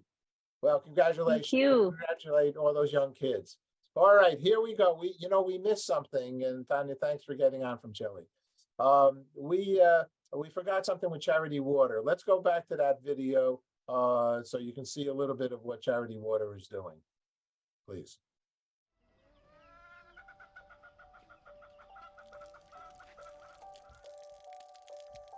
Take your time, we say. Take your time because you won't get it back. This minute, this hour, this day will be here for but a moment. So get swept up in the joy. Succumb to the relief. Swell with pride and memorize everything. The way you danced, the way he laughed, the way that for a fleeting second everything seemed good and right and filled with wonder. Take your time, we say, but give time too. Because time is a gift that everyone, everywhere, all around the world deserves.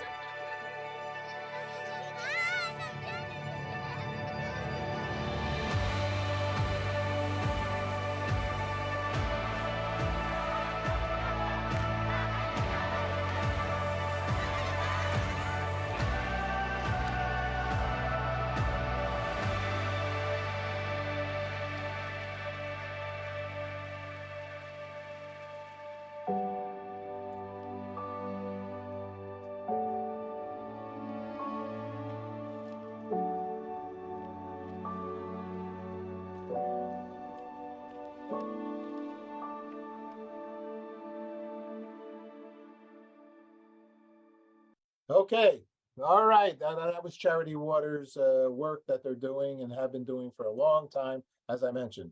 So now I have a saxophone in front of me. I have that because we're going to now go to Playa Betty, to my buddy Todd Cedarholm, who has been involved with our Earth and Peace Day events.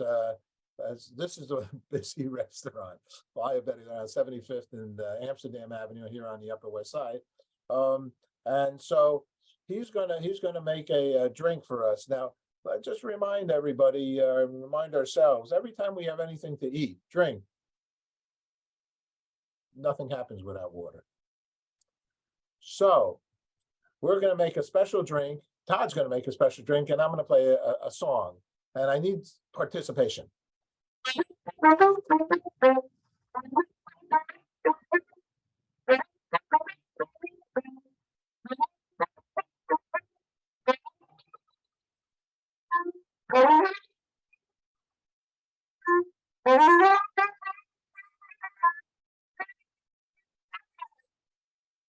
Tequila. Okay, everybody out there, thanks for saying tequila.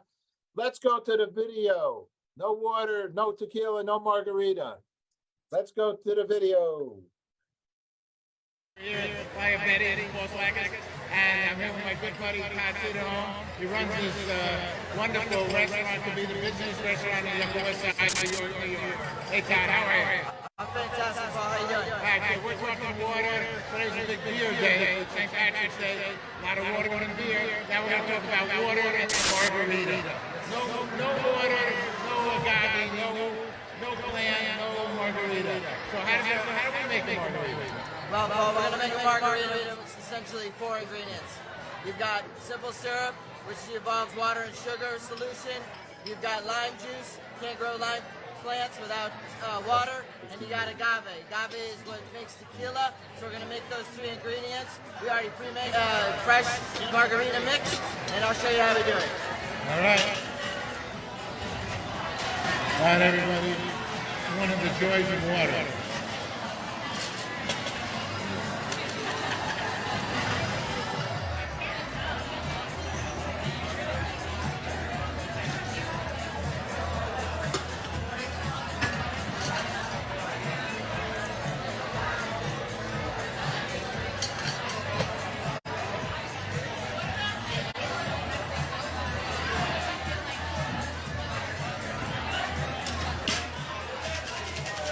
He's a shaker.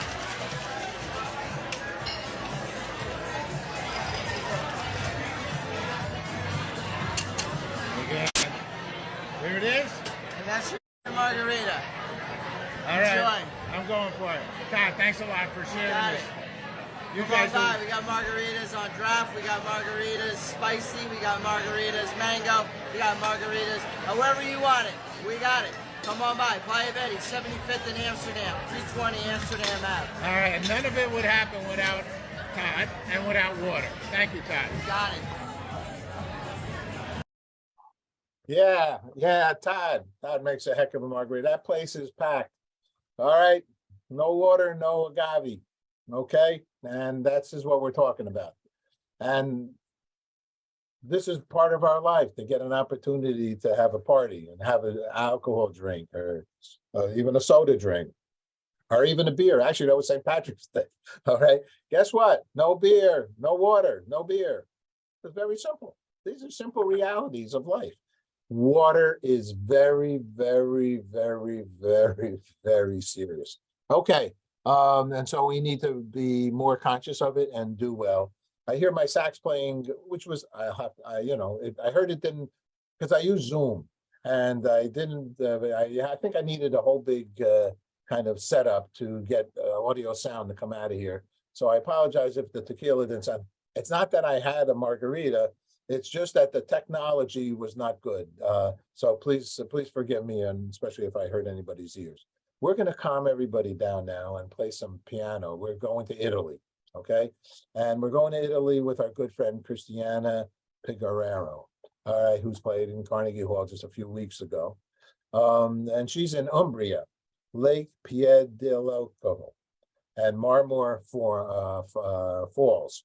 Water, water, water. Her song is called Water and Rain. And so let's go to the video in Italy.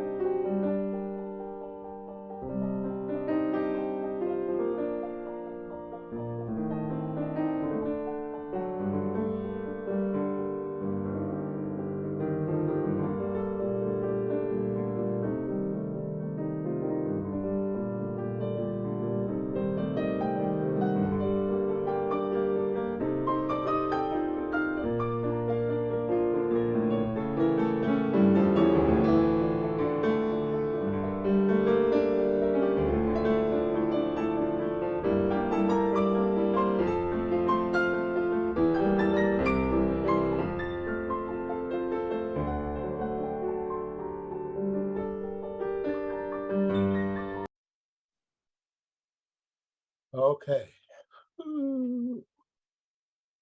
That was calming. Christiane will be back here in April, May. But actually, we're talking about doing a live feed for our Earth Day event on April 22nd in Times Square from her somewhere in Italy. Okay? That's a beautiful place to go to. All righty. So next up, we have next up. I can say next up because Michael Strong is strong. And in addition to being strong, he's smart. And, you know, he has thoughts about Socrates. We're going to learn who Socrates was. And so I met him through my good friend, Georgia Nemakos, who we all went over to help refugees actually one time in Greece, or she would say Hellas. We went all through that beautiful country. But Michael also is a business guy, but he's an innovative educator. Montessori schools or programs. I don't know. Very interesting guy. Michael Strong, please share some of your wisdom with us. Thank you. Sure, thank you. One of the things that I've done is I co-founded Conscious Capitalism with John Mackey, the CEO of Whole Foods. And when I did that, we were looking at ways entrepreneurs and businesses could solve global problems. I did a deep dive into many different problems, but among them was water. And with the water issue, it turns out there are a lot of entrepreneurs who are eager to help solve water issues. Much water is wasted. So under the right conditions, entrepreneurs can help reduce water waste, wasted water by 90%. Dramatic improvements possible. But one of the things I discovered through the work of David Zetland, a water economist from Holland, who's actually from California, but now works in Holland, is that one of the leading problems with water, one of the leading reasons we're having a global water crisis is because governments don't charge enough for water. And one way to think about this is in California, where David got his PhD on water analysis, water economics, is that 95% of water usage in California is either agricultural or industrial. So if every Californian put a, different toilet and different shower head to kind of minimize personal water use, until and unless we could reduce the use of agricultural and industrial water usage, not going to make much of a difference. And even with conscious capitalists trying to solve this, as long as water is cheap at scale, companies that use cheap water more will win. And so the only solution really is for governments to raise the price of water. They can keep a free or low cost allocation for personal use. But the way to think about that is there are thousands and thousands of spreadsheets. And as long as those numbers say water is basically very low cost to use, industry and agricultural will use too much water. And by the way, this is not only in California, not only in the United States, this is a global issue. So another example David Zetland uses is in South Africa, the government subsidizes the water. And it's so cheap, people use water to pour on their hot tin roofs as air conditioning. It's terrifically wasteful. These are poor people who just want to stay cool, but as long as water is that cheap, they will use the water as air conditioning and deplete the aquifers. So depleted aquifers around the world could lead to global conflict. It could lead to starvation, poverty, and until and unless governments price water more appropriately, we are likely to see water tragedies across this 20th century.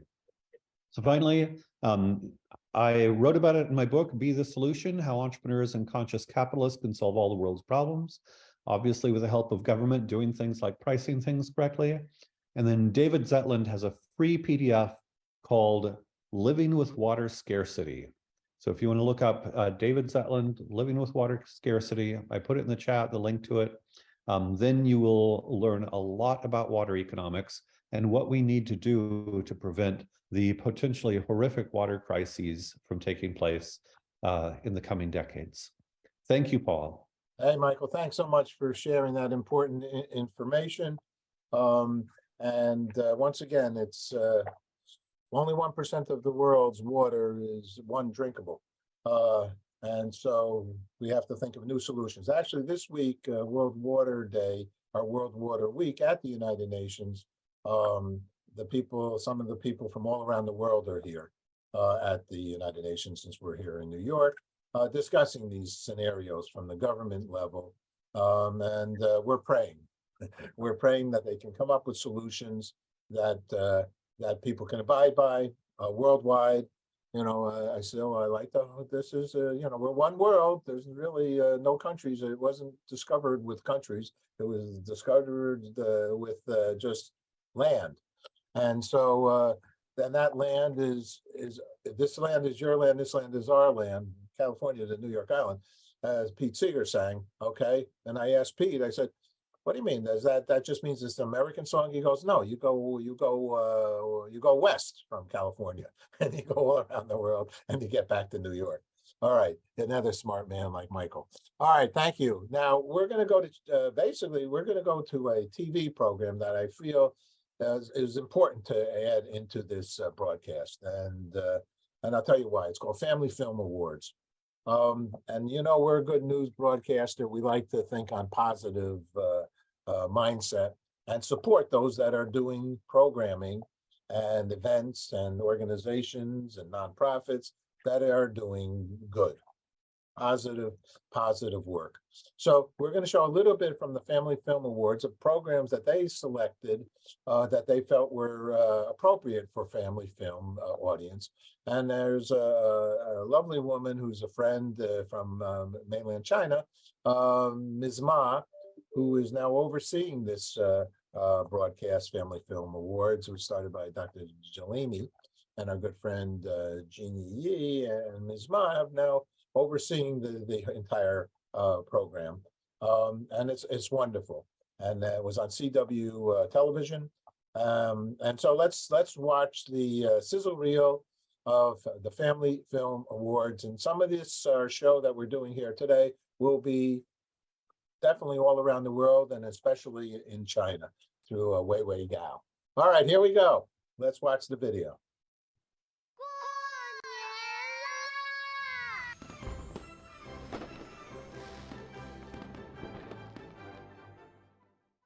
Join us to celebrate Family, the 25th Annual Family Film Awards, honoring those movies and series that made us laugh, cry, listen, and cherish those we love.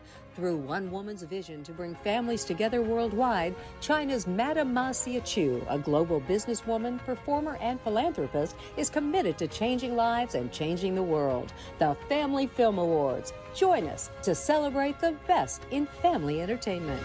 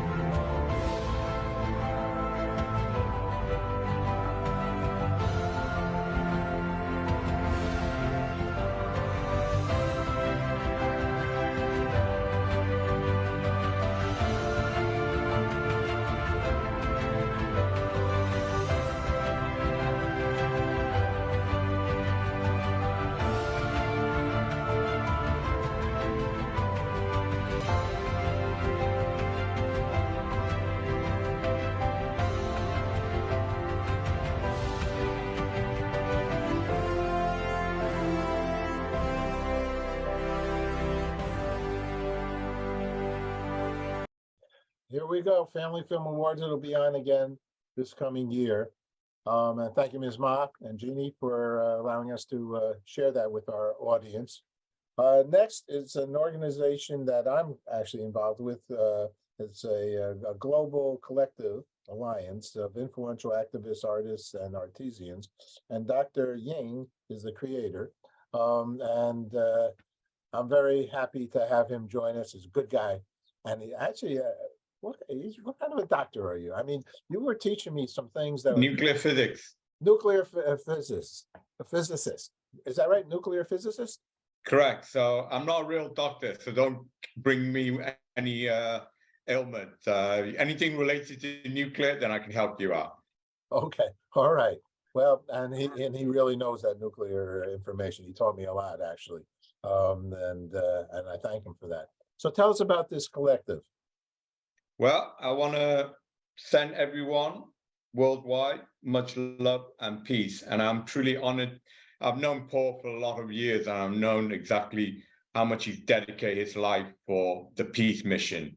As I said to you, my background is as a nuclear physics academic, but I got involved in this peace mission in 2015 at a world peace event, actually here in New York.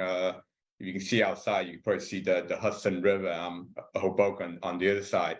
So the foundation of our global alliance is based on peace. So peace is the most critical aspects of life itself. If we don't have peace, then we have war and we have extinction.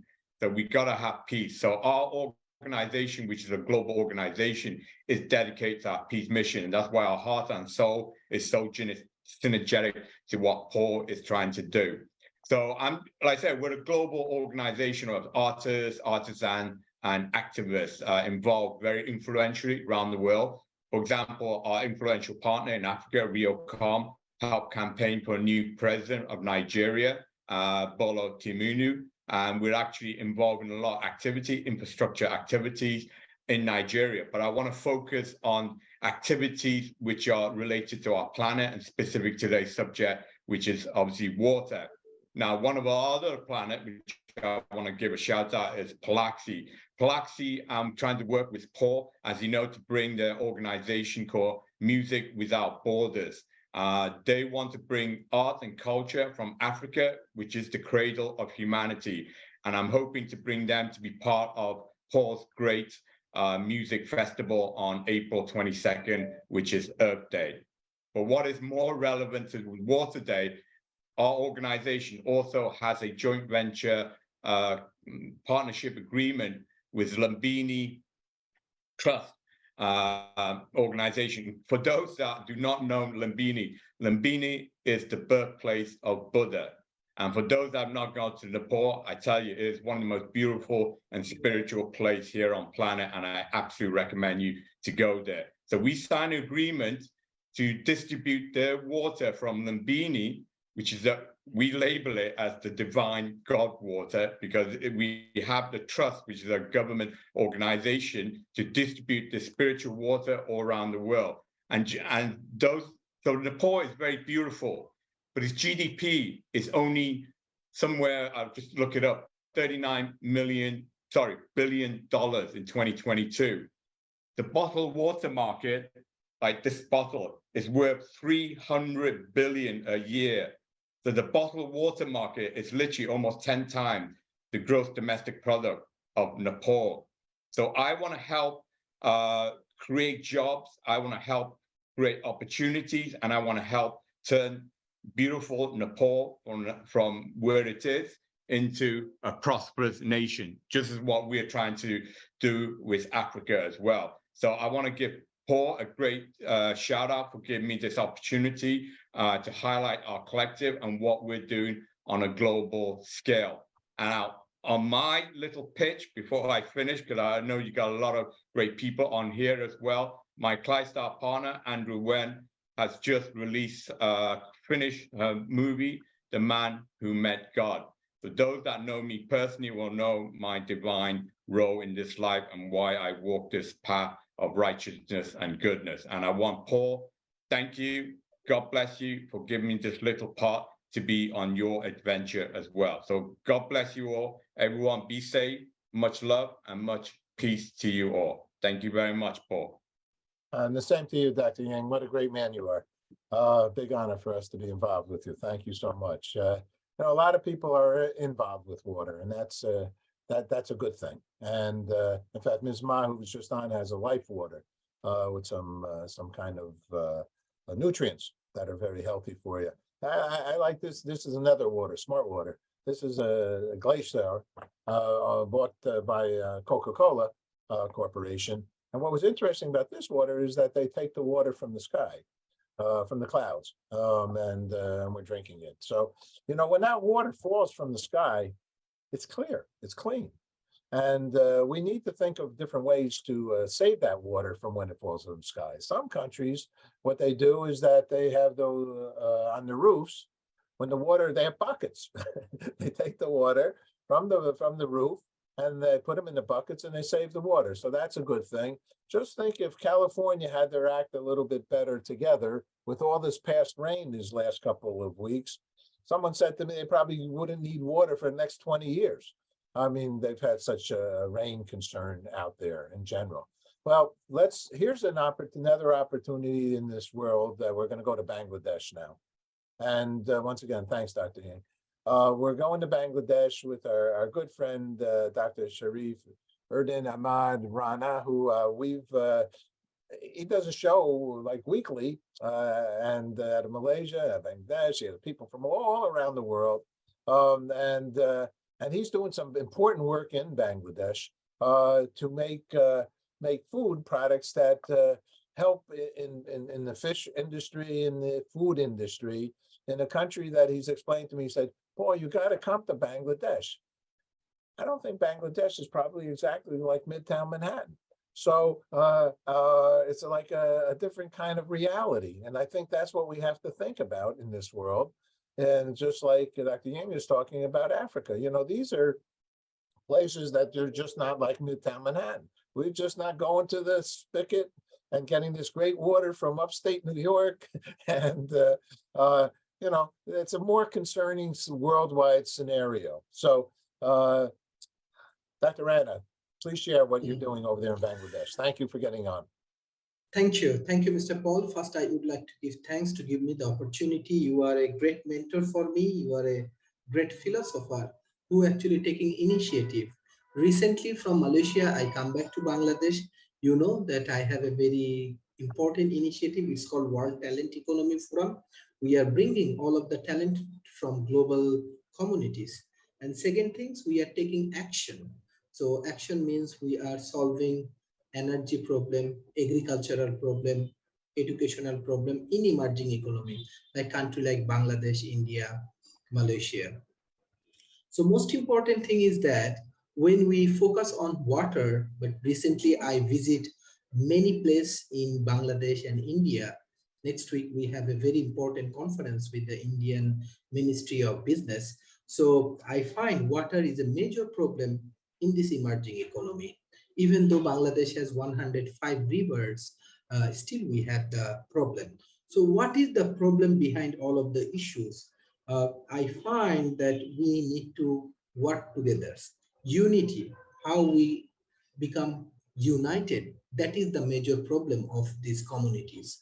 We need better policy. We have to understand what is the complex situations in this situation. We have a issue in between Bangladesh and India for Tista River and its water distributions. This is the major global issues. Global warming is another major challenge for emerging economy like Maldives, Bangladesh, India, Sri Lanka, and all of the countries. So in that situations, we have to take better policy. We have to work together as a global citizens. Agriculture is a source of all of the food and everything. That's why we focus on agriculture, what we call way agro. We are helping social entrepreneurships, and we are growing social entrepreneurship. I just want to share one small things. History always not tell the truth to the communities.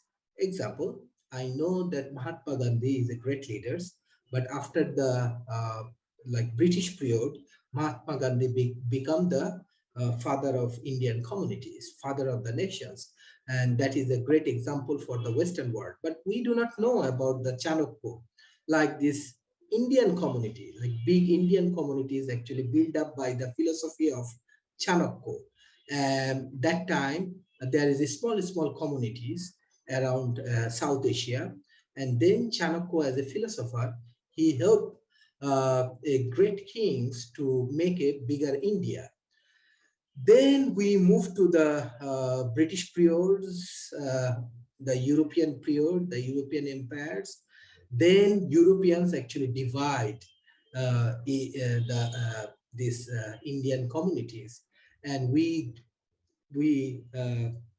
get Mahatma Gandhi as a leader, and we say that Mahatma Gandhi is a great leader. So we need philosophers, polymaths, peoples like Chanakya who can make united to solve the water problem for our communities. So that is the real big problem. Maybe Mr. Paul, his good news, his TV can play a major role as a think tank for global community.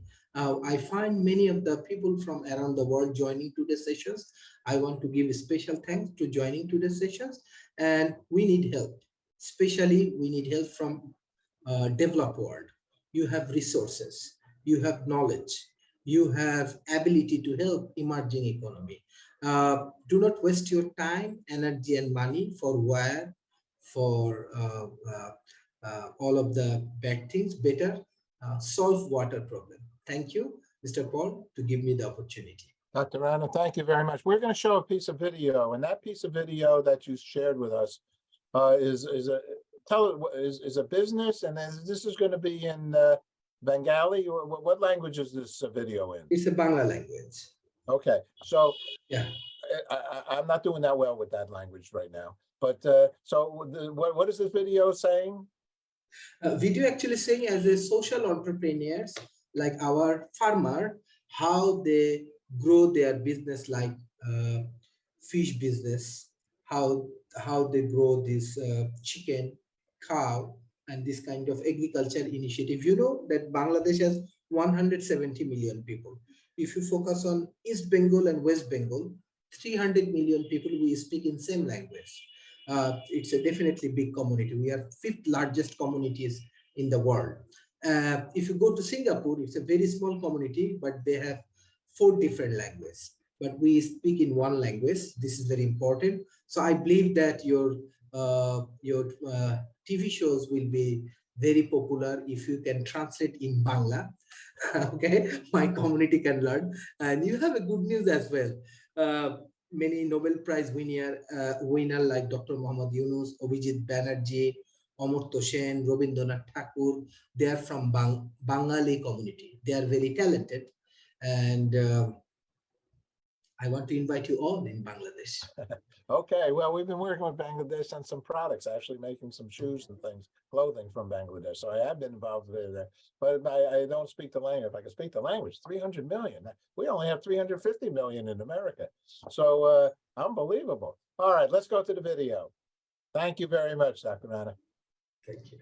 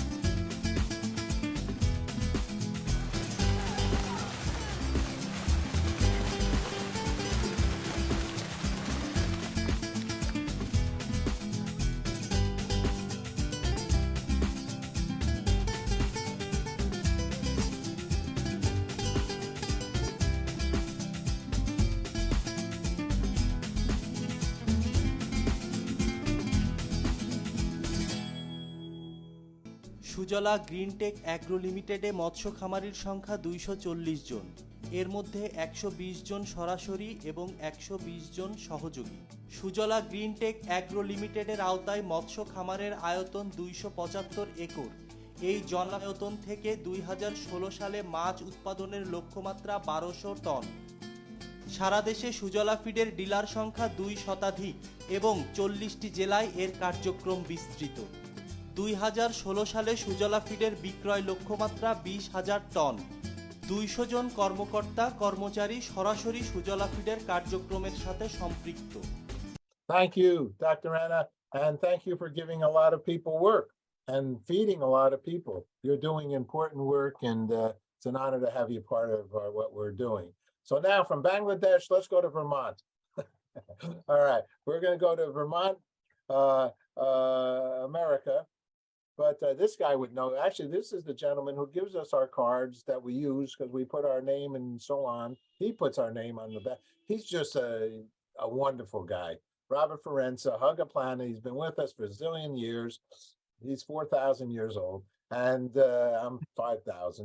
And so he puts his Hug a Planets all over the stage and donates them. It's just such a great guy. And look at the size of that Hug a Planet. Oh my God. Hello, Paul. Hey, Robert. So tell us about Hug a Planet. Well, come to first about the water. That's the Pacific side of things. You may have seen that image. So I got a nice crystal world in my hands. We've been at this I've been at this 40 years. 30 of it's been with you, I think. It's something that has to be taken care of probably a century ago. My one take on the water is we need peace probably first. The strange thing about that is we got 8 billion people on the planet. And there are maybe 200 million, including the rulers that want to rule us, running the show. So that's probably the big chain. All us humans are made out of water, and we're starting to flow together, as one would say. I want to make a call out really to Rashid Alamov. I don't know if you remember this. He started the UN Year of Water and the Decade of Water. And I think if it wasn't for him and Ludmila, I don't know if all of us would have gotten together when we did. I don't know if you remember of course you do, with Phil randomly running into me at a gift show, and my life hadn't been the same since. So pretty much one other little call out a little bit is to a guy named William Marks, who we lost number of years ago, put this book together on water voices. Rashid's mentioned in here, as are actually lots of people, although it seems in reverse to me, that are working on the freshwater situation. So I don't know, all these people, we still got issues. The war stuff's got to stop. I don't know when, but it has to happen like yesterday. Besides that, one other little connection we have, 2015, this and this, my moon and Mars back there was brought up to the space station. So it's been circling the planet for 13 years now. That's almost 70,000 plus orbits. And we've reached an age, you know, when you think of somebody, somehow they call you or they don't, depending on who you're thinking of. And so we're connected. There's a satellite connecting humans up there. I don't know where to begin with this. The New York City school system uses My Hug-A-Planets for conflict resolution, environmental awareness for 30 years. I give a shout out to the Morningside Center. And our time up down there in Times Square, Central Park, I found that, if you remember James Canning in the background there. So it, 20 years, 23 years, we're still plugging away. I thought we'd be done protesting pollution and war, but we're just getting started. Pete Seeger, you mentioned him at his 90th birthday or 95th birthday. Every performer got a Hug-A-Planet. The stage is set. They've been hugging him. To see a child as young as 2 years old hugging this. I got to thank you and everybody I've met here, and some I haven't met yet and I'd like to meet. Pause the world. Here we go. All right, Robert, I love you dearly. We can't do these shows without you. And we're going to now go to we're going to go to Pete Seeger, who is also behind us. Somebody's making noise. I don't know in the background here whether you have any noise going on. But we're going to go do some Pete Seeger and Sharon Benson, and then our good buddy Phil Sowers, who we dedicated this World Water Day press conference to. So let's go to Pete Seeger, who created Water Not Weapons with our poet. This is our little group that's been together for 20 plus years, dealing with water. All right, let's go to the playback.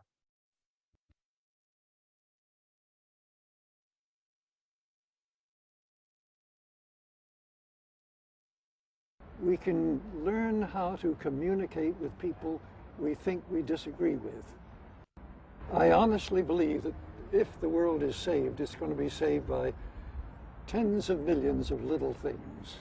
Hello, this is Donna Stein with New York City Friends of Clear Water, founded by Pete Seeger, the legendary folk singer and also environmentalist. Over 40 years ago, he realized this river was not the river he played in when he was a child and not the river he wants his grandchildren and the children of the earth to play in. So he he built the Clearwater Ship, which brings school groups all year round on the water. New York City Friends of Clearwater is living that legacy for Pete now, saving the environment for the children. I believe in getting involved in your home community, whether it's a neighborhood in a big city or a small town like this.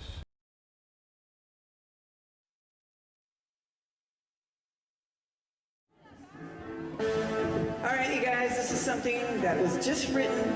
This is dedicated to the Day of Peace and to know that we're all connected by water. And if we focus on cleaning up the water on this planet, then we won't have to be fighting anymore. So it's called Water Not Weapons. Here we go, guys.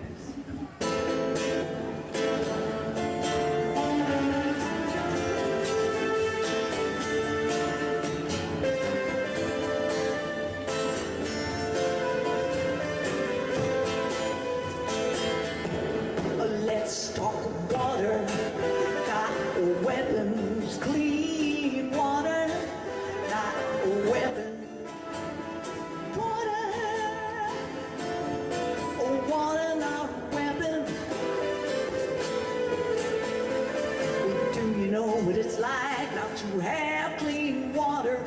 Way too many people do. Maybe you think there's an endless supply. Well, I got news for you. Well, people getting sick drinking water that's brown, or fish in the sea floating upside down, or birds covered with oil laying on the ground. Oh, and you're gonna wake up and sing. We gotta talk of water, not a weapon. Clean water, not a weapon.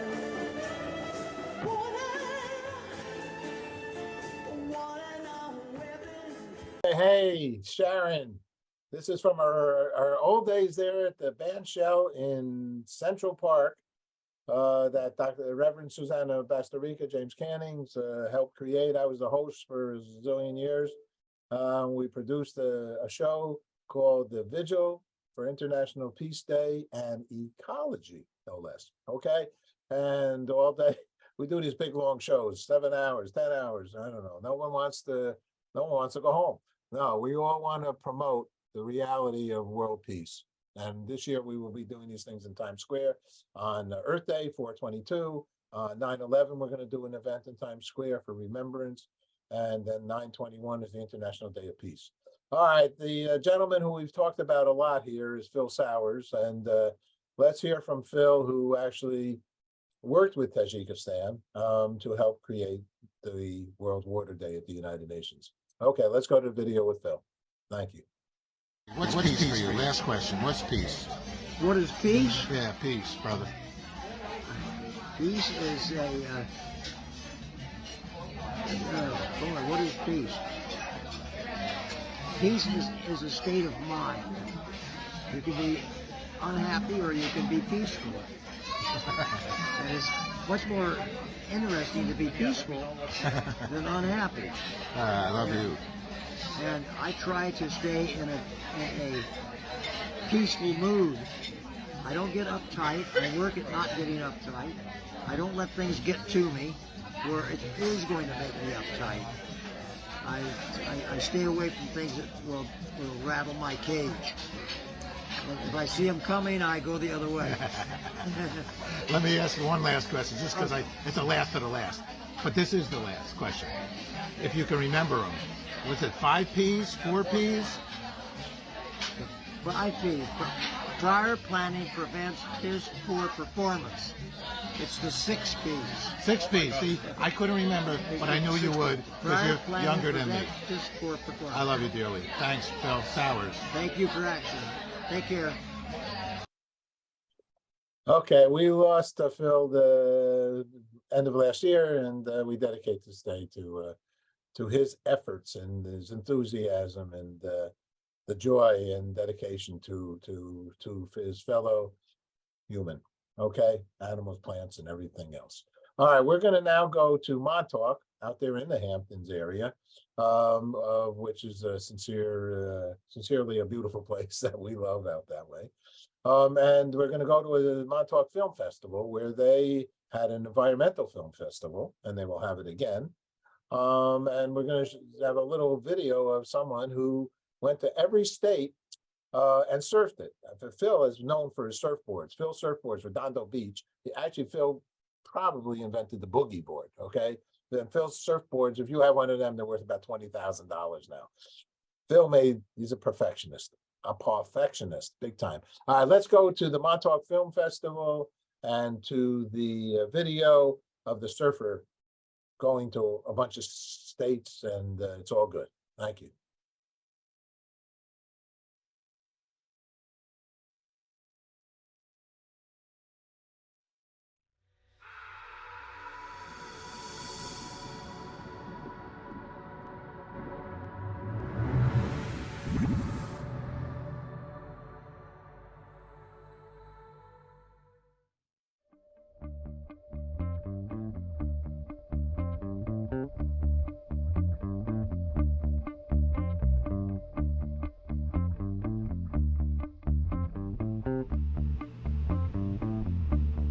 Novelty wave is something that's very rare and very unique to where it's not considered a wave by the general public. And it doesn't happen all the time, and it takes specific things to make it happen. And that's why it's so special.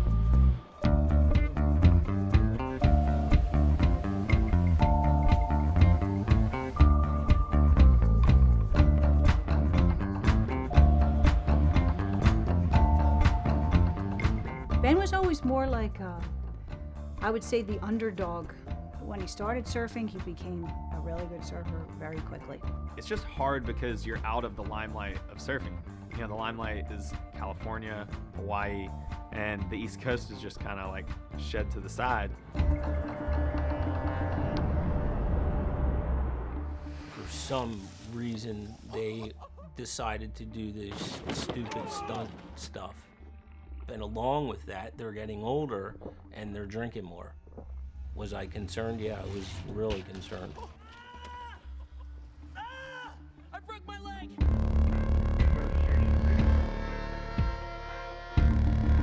The fact that the doctor said he may never surf again, really, I think it scared him, because you're gonna lose the most important thing in your life. It woke him up. It snapped something in his brain like, I gotta take control of my life. If I want my life to go in this direction, I can make it happen if I just do what needs to be done. And there was a point when I started getting comments from people saying, you've surfed so many states, why don't you just surf them all? And of course it's just a joke. It was like a troll comment. And in my head, that was the most ingenious idea I'd ever heard, because I knew it was something that no one had ever done.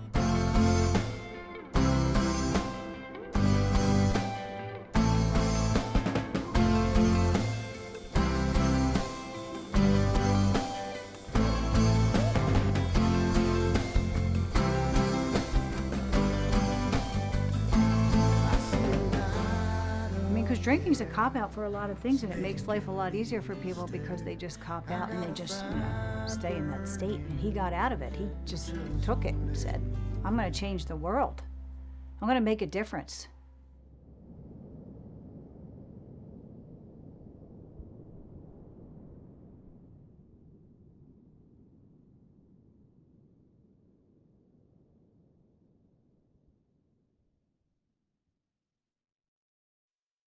Okay, we're going to go to a little more entertainment now, the last little bit here, and we appreciate everybody staying on. If anybody had any questions and that they'd like to ask us, please write it in the youtube.com/Good News Broadcast if you're watching it there, or in the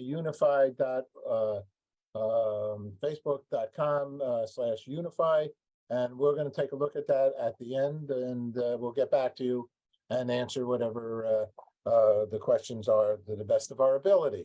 All right, so now, actually, we got some superstars here. Everybody's been a superstar. Here's a little girl who made a little thing that goes to be a bookmark. And I say, what is it? I interviewed her last night at Alatora. I want to shout out to him. He was our former landlord, and we have a TV studio downtown Brooklyn with Al. And she says, this goes like on the book, like on the corner. What a creative. Her name is Clara. And Clara said, I said, what is this? And she said, it's a jellyfish. I want to throw this out here too. This is a Save the Children tie, and it's called Wonders of the Sea, and it was created by a 10-year-old. Okay, next up. All right, big time here. So Oprah Winfrey, Deepak Chopra, Stevie Wonder. All right, let's go to the video, and it's all about faith. And let's make it happen. All right, let's go to the video. Thank you. And thank you, Rob. Oprah Winfrey narrates the program spanning 6 continents over 7 consecutive nights. Belief follows arranged people on their profound journeys. Because when you guys came back from the tour, yes, you said to me, people are searching for something, Nora. I don't know what it is, but people are searching for something. Yeah, there's a deep wounded people. Yes, there's a deep yearning for, and that's what belief speaks to. Yeah. The yearning for something greater than yourself. Children should be taught how to be self-aware. If they're aware of themselves and are taught to quieten their mind, they'll be peaceful, and ultimately peace will only be created by those who are peaceful. Otherwise, we have angry peace activists, and that's an oxymoron. So today I want everyone here to commit to join the quest for peace. Go forward in the struggle for peace with passion and compassion. The future of this world is in your hand. All right. Thank you, Stevie Wonder. You're 100%. It's all up to us. We're all in this together. One more time. We are all in this together. Thank you, Oprah. Thank you, Deepak. All right. Let's stay in the UN now. And Shakira, who is one of the spokespeople for the UNICEF organization, Children's, this is our future organizations. Let's listen to Shakira share some good thoughts and sing a song that has become a world peace anthem, I will call it as well. All right, let's hear from Ms. Shakira. Thank you.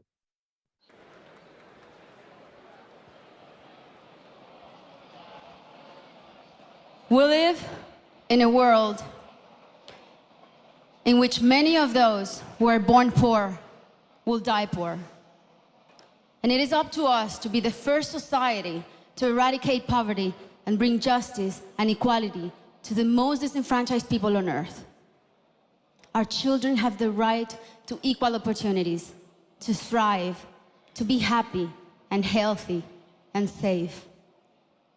Now is the time to not just imagine, but do. This is for Aylan Kurdi and Galip Kurdi.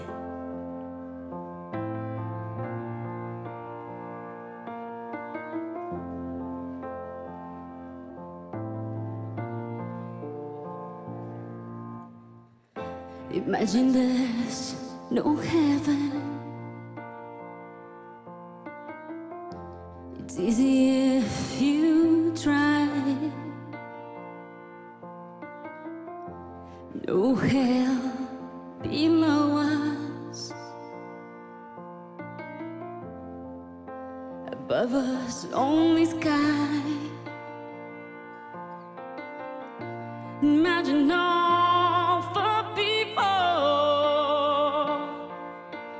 living for today. Imagine there's no countries. It isn't hard to do. Nothing to kill or die for. No religion too. Imagine all for people living life in peace. You may say I'm a dreamer, but I'm not the only one. Perhaps someday you'll join us, and the world will be as one. Imagine no possessions. I wonder if you can. No need for greed or hunger. The brotherhood of man. Imagine all for people sharing all the world. You may say I'm a dreamer, but I'm not the only one. Perhaps someday you'll join us, and the world will be as one.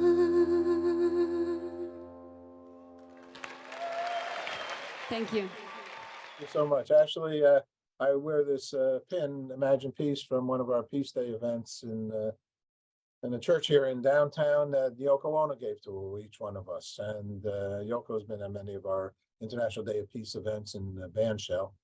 All right, it's all good. And once again, let's all stick together. We are is what we are with each other or for each other. Okay, let's go to a good friend of ours and for many years, Dionne Warwick and their granddaughter, Cheyenne Elliott, performing actually, not Dionne's performing not on our stage, but we share her with our stage, and hopefully she'll be with us this year at some of our events, or we'll have planning a celebrity concert also on either 9/11 and 9/21. But let's go to the video with Dionne, and Cheyenne is on our stage. This is the stage for Earth Day. It's a big old stage in Times Square where we'll talk about most of the people you see here. This is a press conference. So most of the people you see here, if not almost all of them, will be at that press conference 5 hours. All right, let's go now to Dionne and Cheyenne. What the world needs now is love, sweet love. Ladies and gentlemen, Miss Dionne Warwick. It's the only thing that there's just too little love. What the world needs now is love, sweet love. No, not just for some, but for everyone. Lord, we don't need another mountain. There are mountains and hillsides enough to climb, and there are oceans and rivers enough to cross, enough to last till the end of time. What the world needs now is love, sweet love. It's the only thing that there's just too little love. I appreciate being here. I appreciate the love and support. And again, we're all here for peace. So spread peace, give peace. Peace is life, peace is love. Sing along if you know the words. Thank you.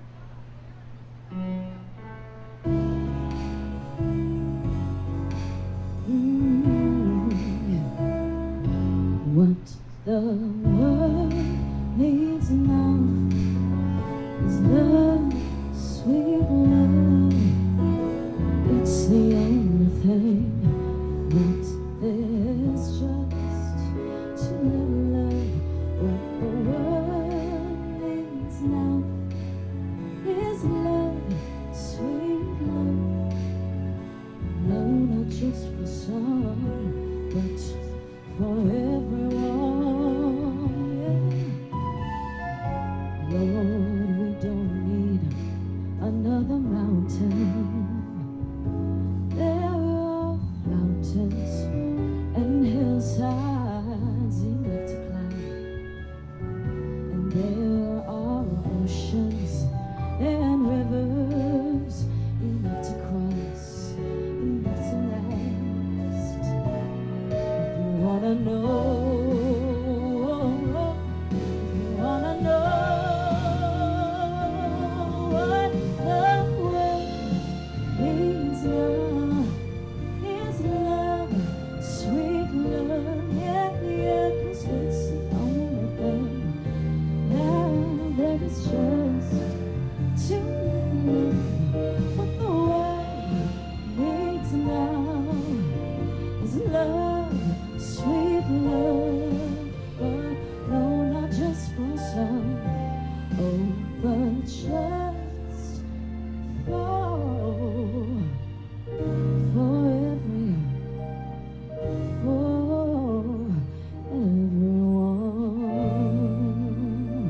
What the world needs is love. Thank you so much. Great. Great, boy. Thanks, Dion. Thanks, Shakira. Thanks, Cheyenne. All right, this is basically our last number going to be in the show. We're going to go to somebody who sings in Broadway. But before I do that, I want to thank Austin Tang. I want to thank Rob Perna and his team, production people. I want to thank Unify for broadcasting it. I want to thank YouTube for YouTube for broadcasting this. I'll let you know into a little secret here. We started with our Good News broadcast, and this is a Good News broadcast that we're doing right now. 1998, July 4th. Okay, that's some years ago. All right, we started when YouTube started, and we have 6,000 shows. So we ask you to go take a look at some of them. YouTube.com/Good News Broadcast.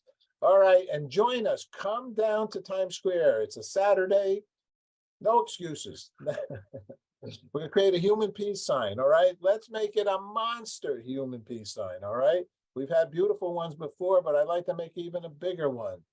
And let's pray that COVID is subsiding, okay? So we all can feel comfortable standing next to each other. In any case, a lot of good stuff. And we're going to end up with a super Broadway show called Annie.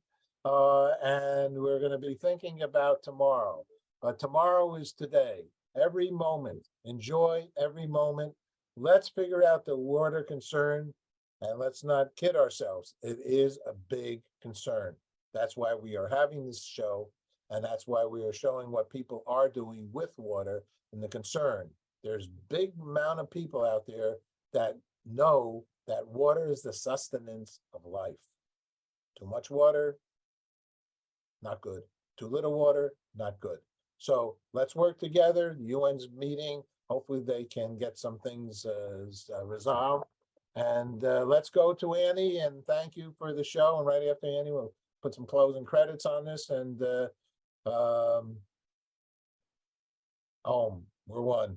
Let's stay as one. In fact, I don't think we have a choice. We are one on Mother Earth. Thank you very much. Thank you. Peace and love.